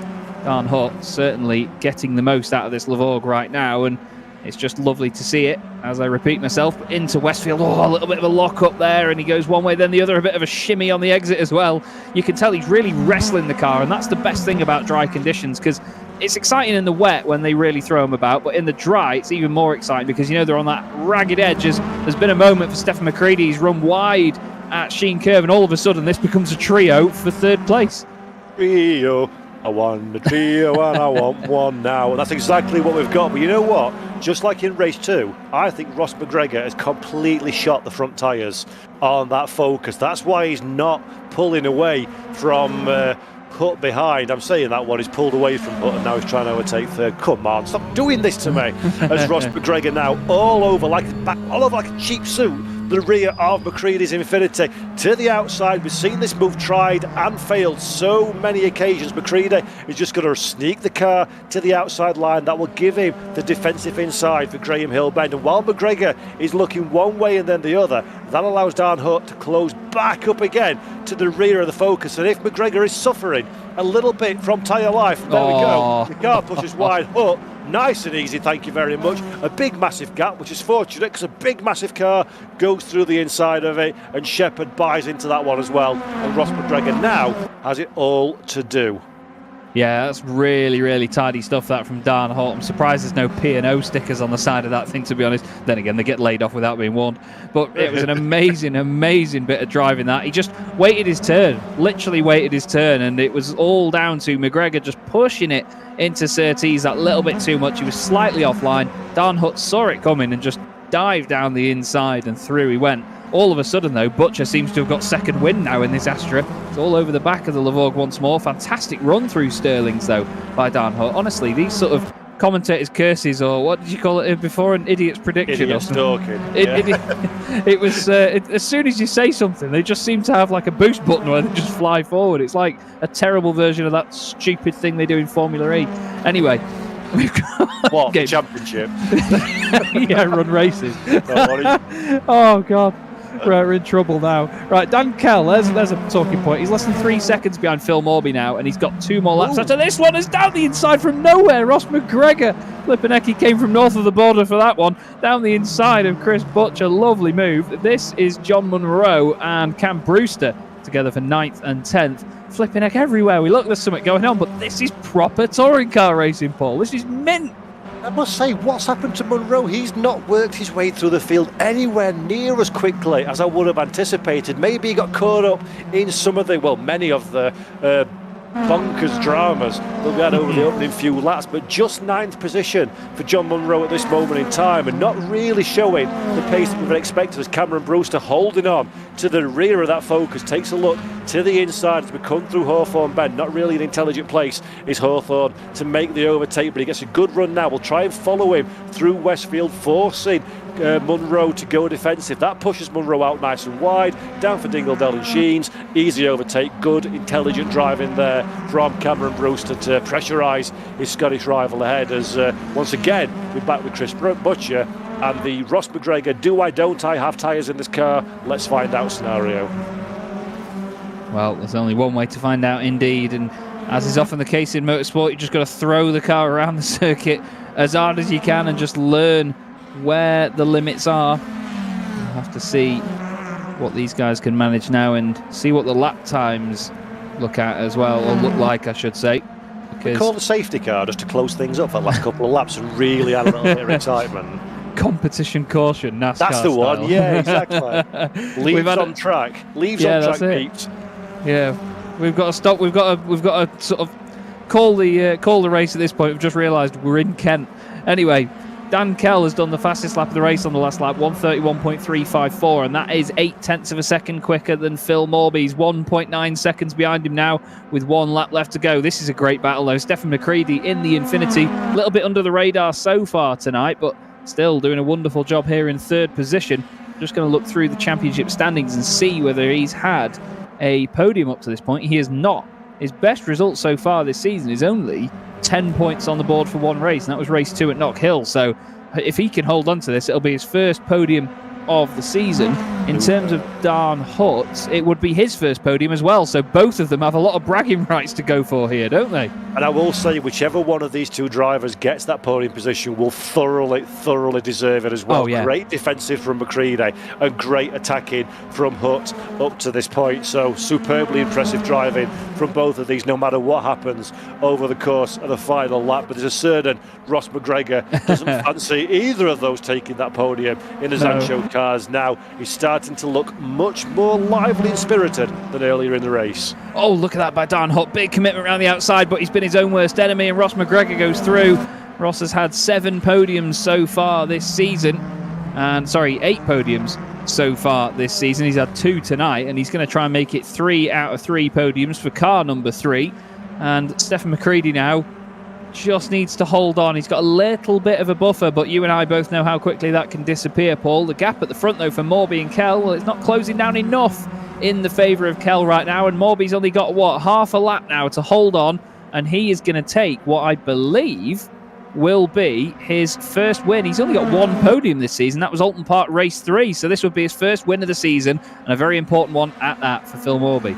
Yeah, incredible stuff. Now McCready under massive pressure from McGregor. So McGregor looking one way, looking the other. McCready recognises and goes defensive. McGregor has a little kissing shoulder to the outside. That pushes him onto the gravel. That's allowed the Subaru of Hutt back into contention again. So McGregor fired his shot of the race. Unfortunately, it was a little bit too early, a little bit half measures. And now it's back to the 2 first-time podium finishers as our winner's about to cross the line. Phil Morby's going to take his first race victory of the season in the very last race of the season. Flashes the lights across the line, and a wonderful drive by Phil indeed. Dan Kell from 18th on the grid to 2nd, and Dan Hutt is around. He's had contact or had a mistake of some sort. And is Stephen McCready going to grab that first podium of the season?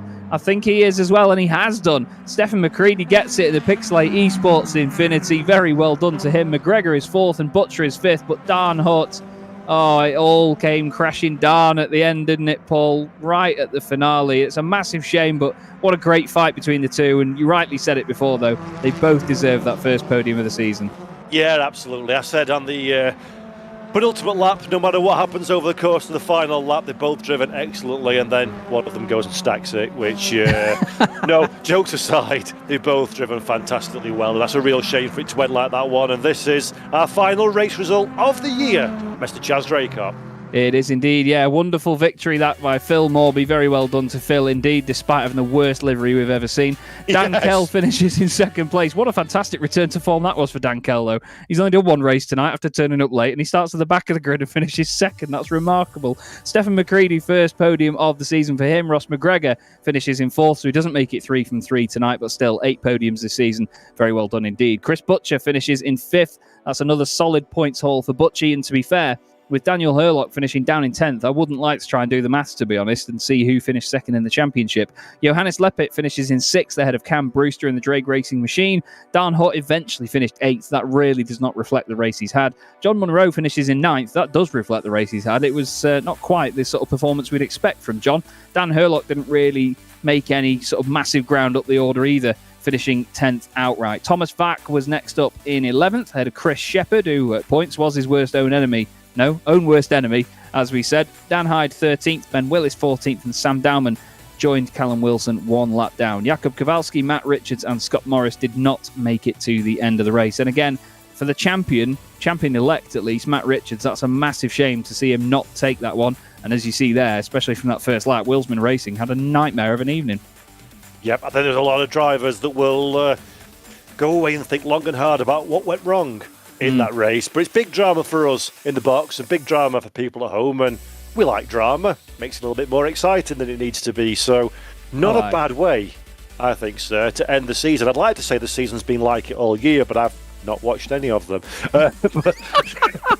So the bits I have watched, which is these 3, tremendous. What do you mean you've watched every single one, Paul? Of course I have. I've done my research for this. I'm fully prepared. But no, Right, great stuff, man. Thoroughly enjoyed it, as always, being alongside you. And the boys out there on track, I think, put on quite the spanking show for us all. Oh, spanking, yeah, that is, yeah, that's a good word to describe it. That, but then again, you taught me a lot about the English language when we had the weekend at the Motorsport Games. There's a lot of words that you can use to describe things that I never knew. Anyway, we're going to have a quick chat with some drivers. Hopefully not all of them, because we'll be here for a week. But we've got 6 drivers lined up to have a quick chat with us, and I think, to be fair. Oh, good Lord, I've had no supper, so make it quick. Oh, well, you can sod off if you want, Paul. But we've got Dan Kell. Why don't we grab Dan and have a word with him and see just how that final race went for him? Because Dan, I mean, in a way, no offence to Phil Morby, I'm a bit gutted that you didn't take the win in the end there, because what a drive through the field. You must have been very, very disappointed to not take the win, but very happy with the performance overall. Talk us through it. I can't believe it, to be honest. Like, literally, I wasn't even going to race tonight. I've been working. I got back and went, oh, it's only midway through race 2. I'll do race 3. Joined in. While race 2 was on, I did 2 laps of practice. Wow. I then did 1 lap of practice in the warm-up and realised my FFB was inverted. No. So I couldn't change it for the race. I did the whole race on FFB inverted, which was an interesting experience. Wow. And yeah, I can't really believe it, to be honest. I mean, it was obviously massively helped by the fact I was on no weight, and basically everyone sort of was on a lot of weight and stuff. But I've done it a couple of times at brands where like I've gone in with like no weight into like the final race and done that. It's just very rewarding. And yeah, it's a shame I couldn't get Phil, but it was close. I was looking at the gap. I was having to look after my tyres as well.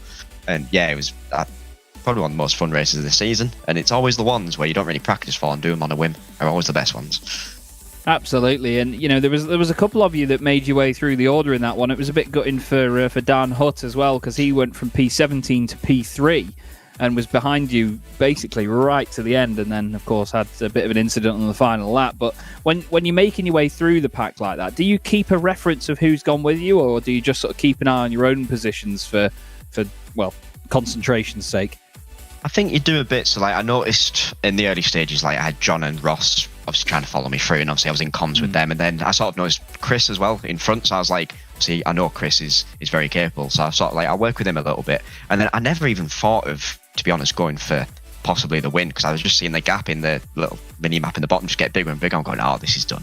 But when I got past Stefan, I think on like lap 7, I was like, oh, it's only 7 seconds, and I got like 8 laps. I'm like, I'll give it a go, because I knew I was fastest on the track, and yeah, gave it a good go. But it was just so much fun, and just like having to work with people and things like that. It's all strategy.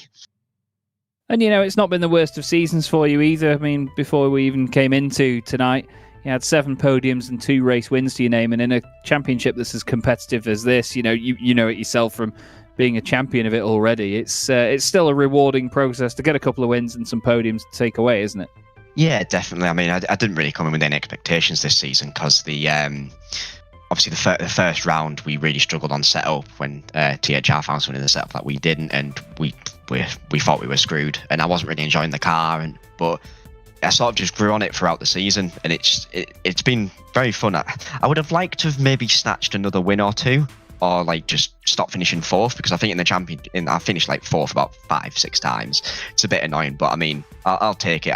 I knew I probably wasn't going to win the championship this year with Matt, and then Chris obviously being there and being able to do all the rounds unlike previous season. But I mean, I don't know where I finished. I think I finished 4th because I missed obviously the first 2 races of the season, this round. But I mean, I'll take that. I've had a whale of a time, and I think it's definitely been the best season in terms of pace, because if you get down in P12, P11 on full weight, you can't make progress because everyone is just so quick.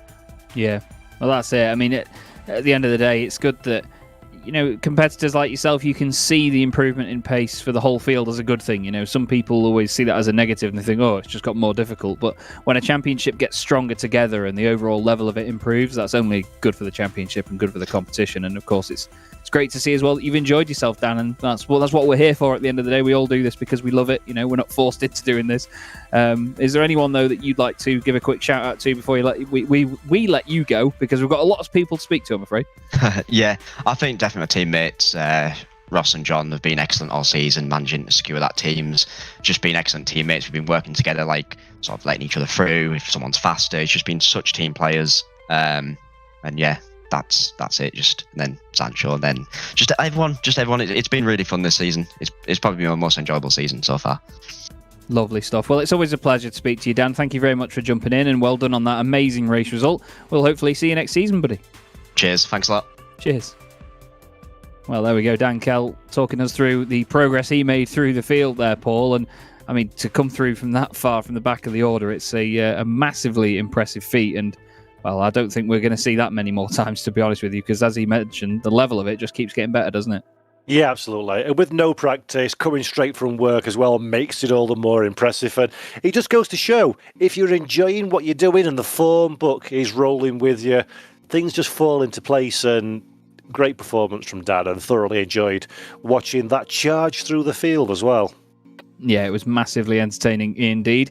We're going to have a quick chat now with Matt Richards. Matt, that final race didn't quite go to plan in the end, but still, you've claimed the championship, you've taken the Independence Championship as well, and I mean, you've got a lot more wins and podiums than anyone else. You must be quite the happy boy considering the whole bigger picture. Oh, definitely, 100%.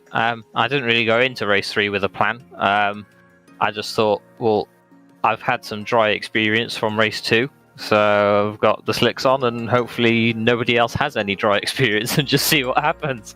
And then maybe just got a little bit overzealous with battling with Chris and Callum, and just wasn't quite expecting them to slow up as much and caught the rear end. But yeah, definitely pretty happy with the outcome, considering the rest of the season. And that's it. I mean, Brands is always a very special place to finish the championship as well. It's one of those circuits that demands the most from everybody because it's so narrow, it's so undulating, and even in the rear-wheel drive cars, or well, I should say, even in the front-wheel drive cars, there's nowhere to hide if you get it wrong. You know, you dip a wheel onto the grass on the exit of Hawthorns, or even at the exit of Sheen Curve as well, and it's just nightmare fuel. It really puts the pressure on and shows the true capability at the end of a championship, doesn't it? Oh, definitely, yeah. It does separate a lot of people, and it's one of my favourite tracks on the calendar against Croft. So it's always a good one to finish with, and especially with the changeable conditions as well. Maybe didn't quite work it out that well for race 2. Maybe should have started on the slicks instead. But at that point, I thought, well, I've wrapped the championship up. I may as well have a little bit of fun, eh? Well, you say have a bit of fun, but to be honest, on the slow-mo replay right now, we're watching your car pile into the side of Callum Wilson's car, and unfortunately, it didn't go much further after that. I did want to, in a slight comical way, ask you about the contact afterwards, though, because one of his teammates came flying into shot and flew across the front of your car. What went through your mind when that happened? Did you think it was Callum? I wasn't sure, to be honest. I just sort of recovered back onto the track. I was like, right, let's get going. I sort of wiggled the wheel a little bit, and it's nothing damaged. And I thought, right, let's get back into it, see what happens. And then just suddenly was facing the barrier again. I thought, well, hang on a minute. I don't think I've hit anything, have I? And the steering was completely bent. And I thought, well, I could pit to repair the damage, or, I mean, I've had a good enough season up to this point. What's one DNF? Yeah, well, that's it. It's all about looking at the bigger picture, isn't it? But I mean, to be fair, it's quite the British response, isn't it? Hang on a minute. It's just one of those where you really have to assess what on earth is going on. But I mean, you got to feel in a way for the Wilsman team, because they had a nightmare final race there, and they've had an up and down season as it is, haven't they? And I suppose that's just what changes championships, isn't it? Staying out of trouble and just getting the consistent results rather than winning every race, I guess.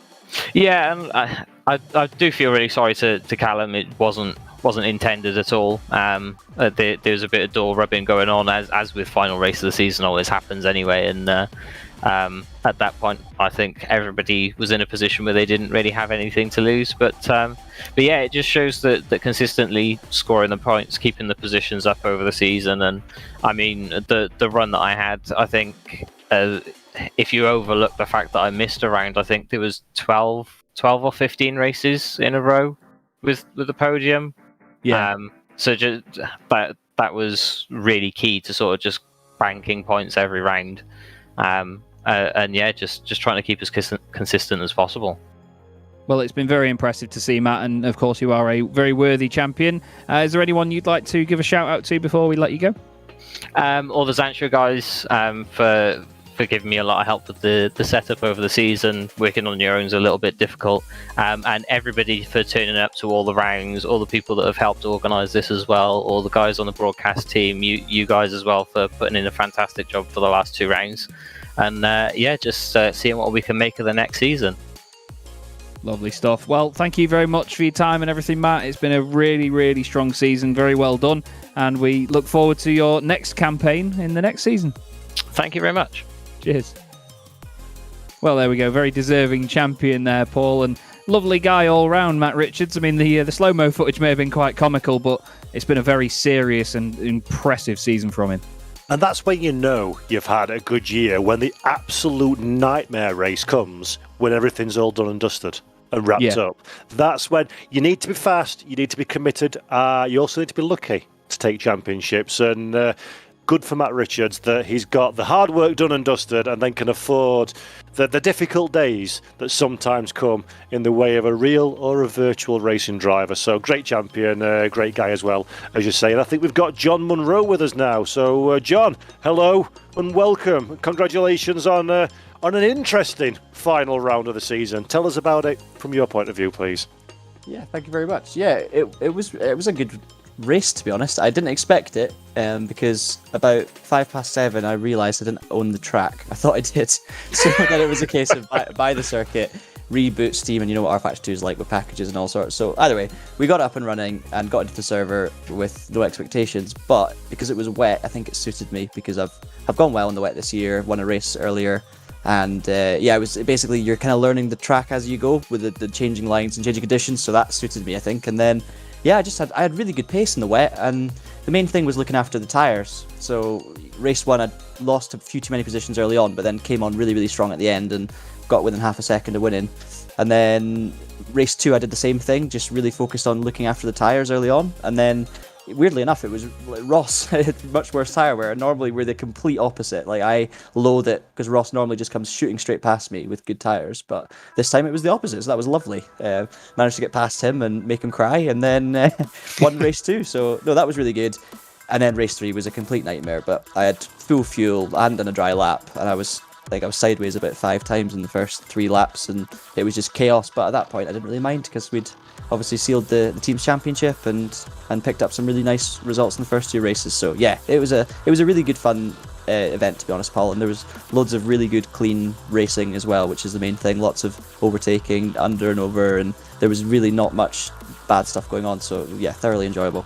Yeah, I think Chaz and I in the live pictures said it's been very impressive, the standard of driving in what's been very difficult conditions with the rain for races 1 and 2. Talk to me a little bit about, as a driver, how you adapt to different weather conditions when it's raining. As you said, the track conditions change, the grip changes, the dry line forms. What does that mean to you as a driver, and how do you cope with that scenario in a competitive field? It's all about feel, really, and I don't know why, but this season I've gone really well in the wet. I think I had a pole at Silverstone and won one of the first races, and I don't know what it is, but I just seem to suit it. And for me, it's basically just under driving and trying to, if I tell myself I need to think about tyre wear, I end up actually hitting my apexes and stuff because I'm being a little less aggressive on the way in, and that results in not only better tyre wear but faster lap times. So for me, it's just knowing the conditions, feeling the grip underneath you, and just being a little bit cautious, because more often than not you'll see drivers going in a little too hot, getting sideways, and then on the wet line, which obviously sends them off. So yeah, the key for me is just taking it nice and easy, being really smooth, really smooth throttle application as well. So not giving it a bootful at any moment, just easing on the power, looking after your tyres. That's probably about it. And obviously when you're racing someone, it's better in the wet, rather than making a move on them, it's better to stick to the dry line and force them into an error. So that's kind of what I tend to do, unless the opportunity really does open up, and when you've got a lot better tyre wear, you do end up finding more opportunities. So it's just a little bit of patience and consideration.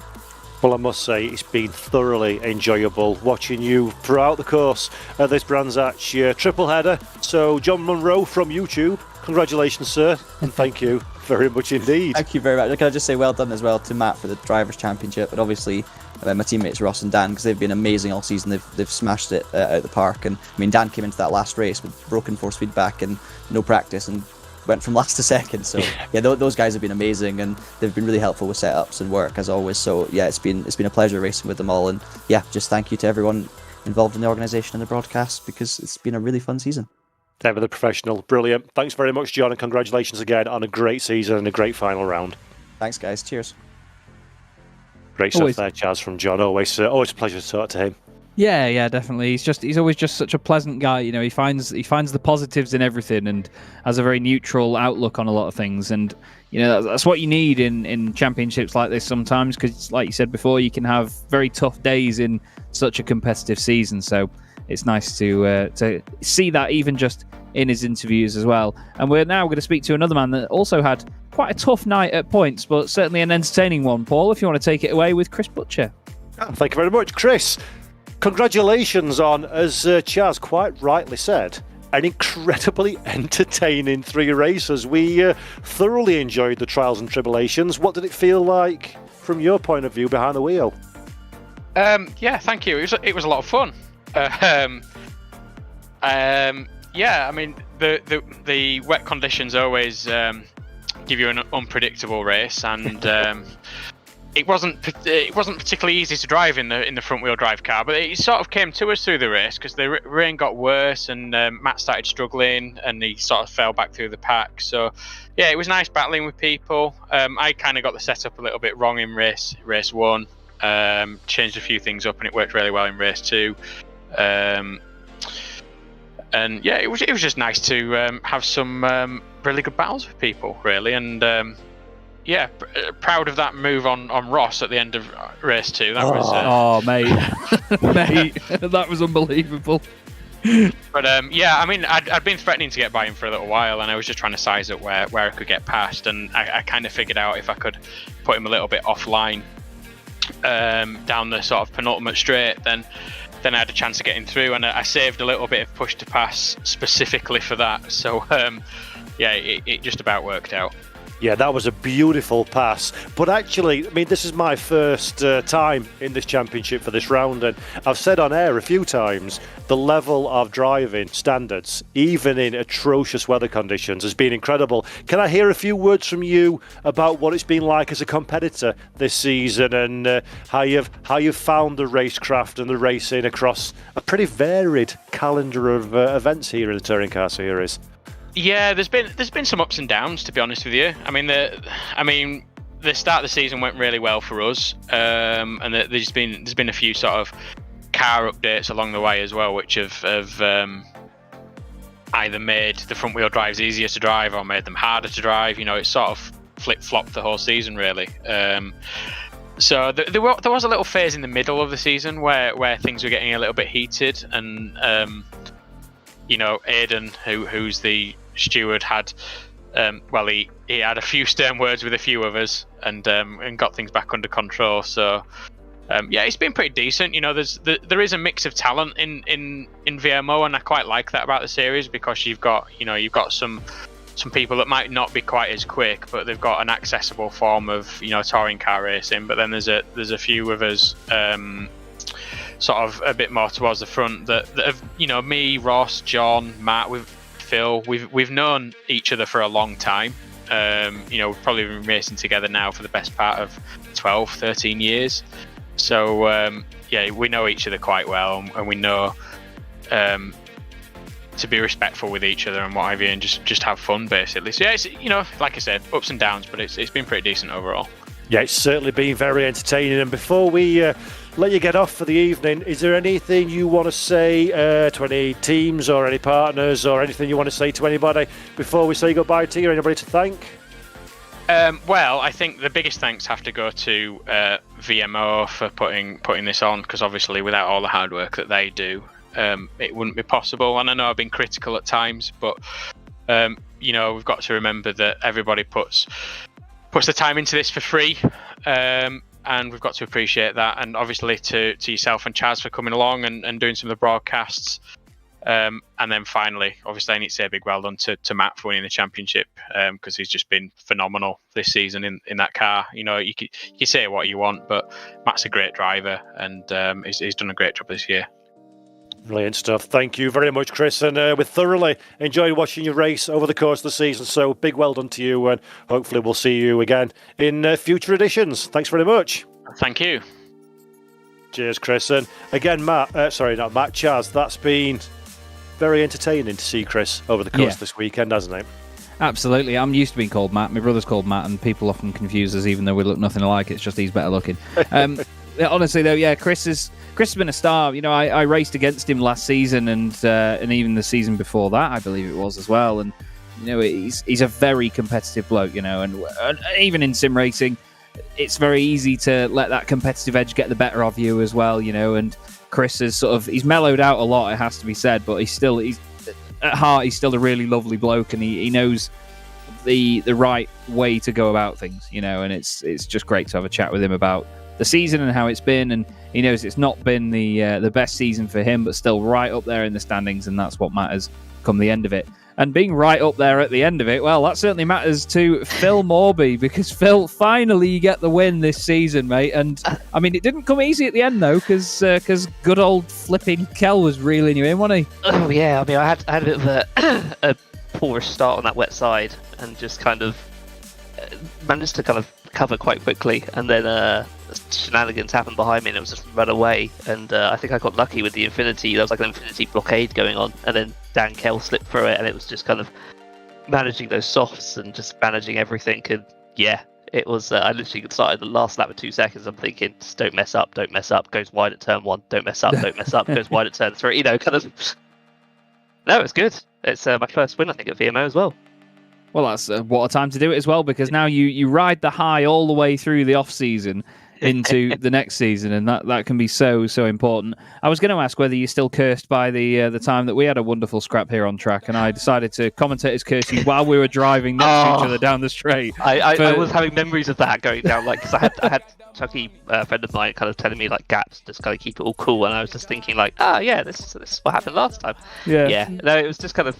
I mean, I think you said at Silverstone now, like, my racing path has improved over the last couple of years. I suppose it has a little bit, but I've also got better at understanding front wheel drive. Like, I switched a couple of seasons ago from rear to front, and it's just kind of with rear wheel drive, you make a mistake, you will suffer. Whereas I always felt with the front wheel drive, you can make a bit of a mistake and kind of power out and recover. Which, definitely on a track on an evening like tonight with the grip you had, it definitely was useful. Well, we saw that even in race 3. You know, you were completely sideways down Paddock Hill Bend, and then fast forward about 20 minutes, and you were winning the race. It was just remarkable. It was, once Kel got by, it was just trying to keep it cool, and just it was kind of, I was managing the tyres, and then once Kel was catching, it was like, right, I'm gonna have to go and just hope the tyres last. Yeah. And that's when the mistakes started creeping in. But yeah, it's been a fun season. It kind of started off a bit slow, but it definitely picked up during the second half. And I've really enjoyed myself. And that's what it's all about, Phil. That is why we're here, and that's why we're doing it. And it's wonderful to hear that you've had that. We are going to have to very quickly move on, I'm afraid, mate. But is there anybody that you'd like to give a quick shout out to? Just to say thank you to Chuggy for helping out kind of this season, bits and bobs, and also thanks to the admins for running everything. And thanks to you guys as well. Glad to have you guys on board and kind of hopefully you've had fun commentating as much as we've had fun racing. Oh, me and Paul, to be fair, we've learned that whenever we get together, we have each other in stitches, no matter what we're doing. It's been absolutely fantastic fun tonight. It's been great racing, and it's just been a good laugh all around, hasn't it, Paul? Oh, absolutely. And a massive congratulations, Phil, for a great victory. But my goodness me, that's an eye-catching colour scheme on the car. I love it. You can see it from a mile away. Helps you guys out. It's a good laugh. It's a little bit. I love the split livery. So when I was desperately scratching around for positive things to say, that's one thing I did come up with. It makes it easy for us. It's not the most professional-looking livery in the world, but it's mine. I did it myself. I like it. Man. I like good on you, mate. Well done, man. Great performance. Cheers. Thank you. Nice one, Phil. We'll hopefully see you again next season. Yeah, catch you around. Cheers. Right then, that leaves us with Well, time to wrap up, basically. I'm afraid, Paul. It's all good things must come to an end, but what an amazing night of racing, mate. Great way to round out the season, and, well, to get us two Muppets in the commentary box together, it's I imagine Mike Yow's had a big smile on his face the whole time as well. But what have you made of your introduction to this championship and the wrap-up of the season? The introduction to the championship, I think it's been massively impressive that we've managed to lower the level of the entire final day with our commentary, all the hard work that everybody puts behind the scenes at VMO and the drivers and everything. And we've come along as a couple of idiots and spoilt it all. But no, on a serious note, fantastic stuff. Touring car racing's where it's at for me. Absolutely adore Tin Top Racing in any way, shape and form. And these guys on a very, very tricky circuit in incredibly difficult conditions have gone out there and put on a superb display of racecraft and respect, and it's been nice to hear from many drivers at the end congratulating our champion, congratulating the people behind the scenes that put these events on. And often that's overlooked, that there are a lot of people working for absolutely nothing to put on a fabulous show for everybody at home and for everybody taking part. So in that regard, great to see that respect, and I've had an absolute blast, mate. Lovely stuff. Always good to hear it, Paul, and it's great to work with you again. It's been a massive, massive laugh. Thank you very much. And thank you, of course, to Mike Yow as well, our wonderful producer. Thanks to all the admins for putting on another absolute corker of a championship. And thank you to everyone that's been watching tonight. It's been great fun bringing you this entertainment, which has been the VMO TCUK Hybrid Championship here from Brands Hatch. Matt Richards is Drivers' Champion and Independence Champion. Zansho Simsport, if I can say it right, Zansho Simsport take the Teams Championship, and that's us done for the season. Enjoy the rest of your night, everybody. We'll see you again next season.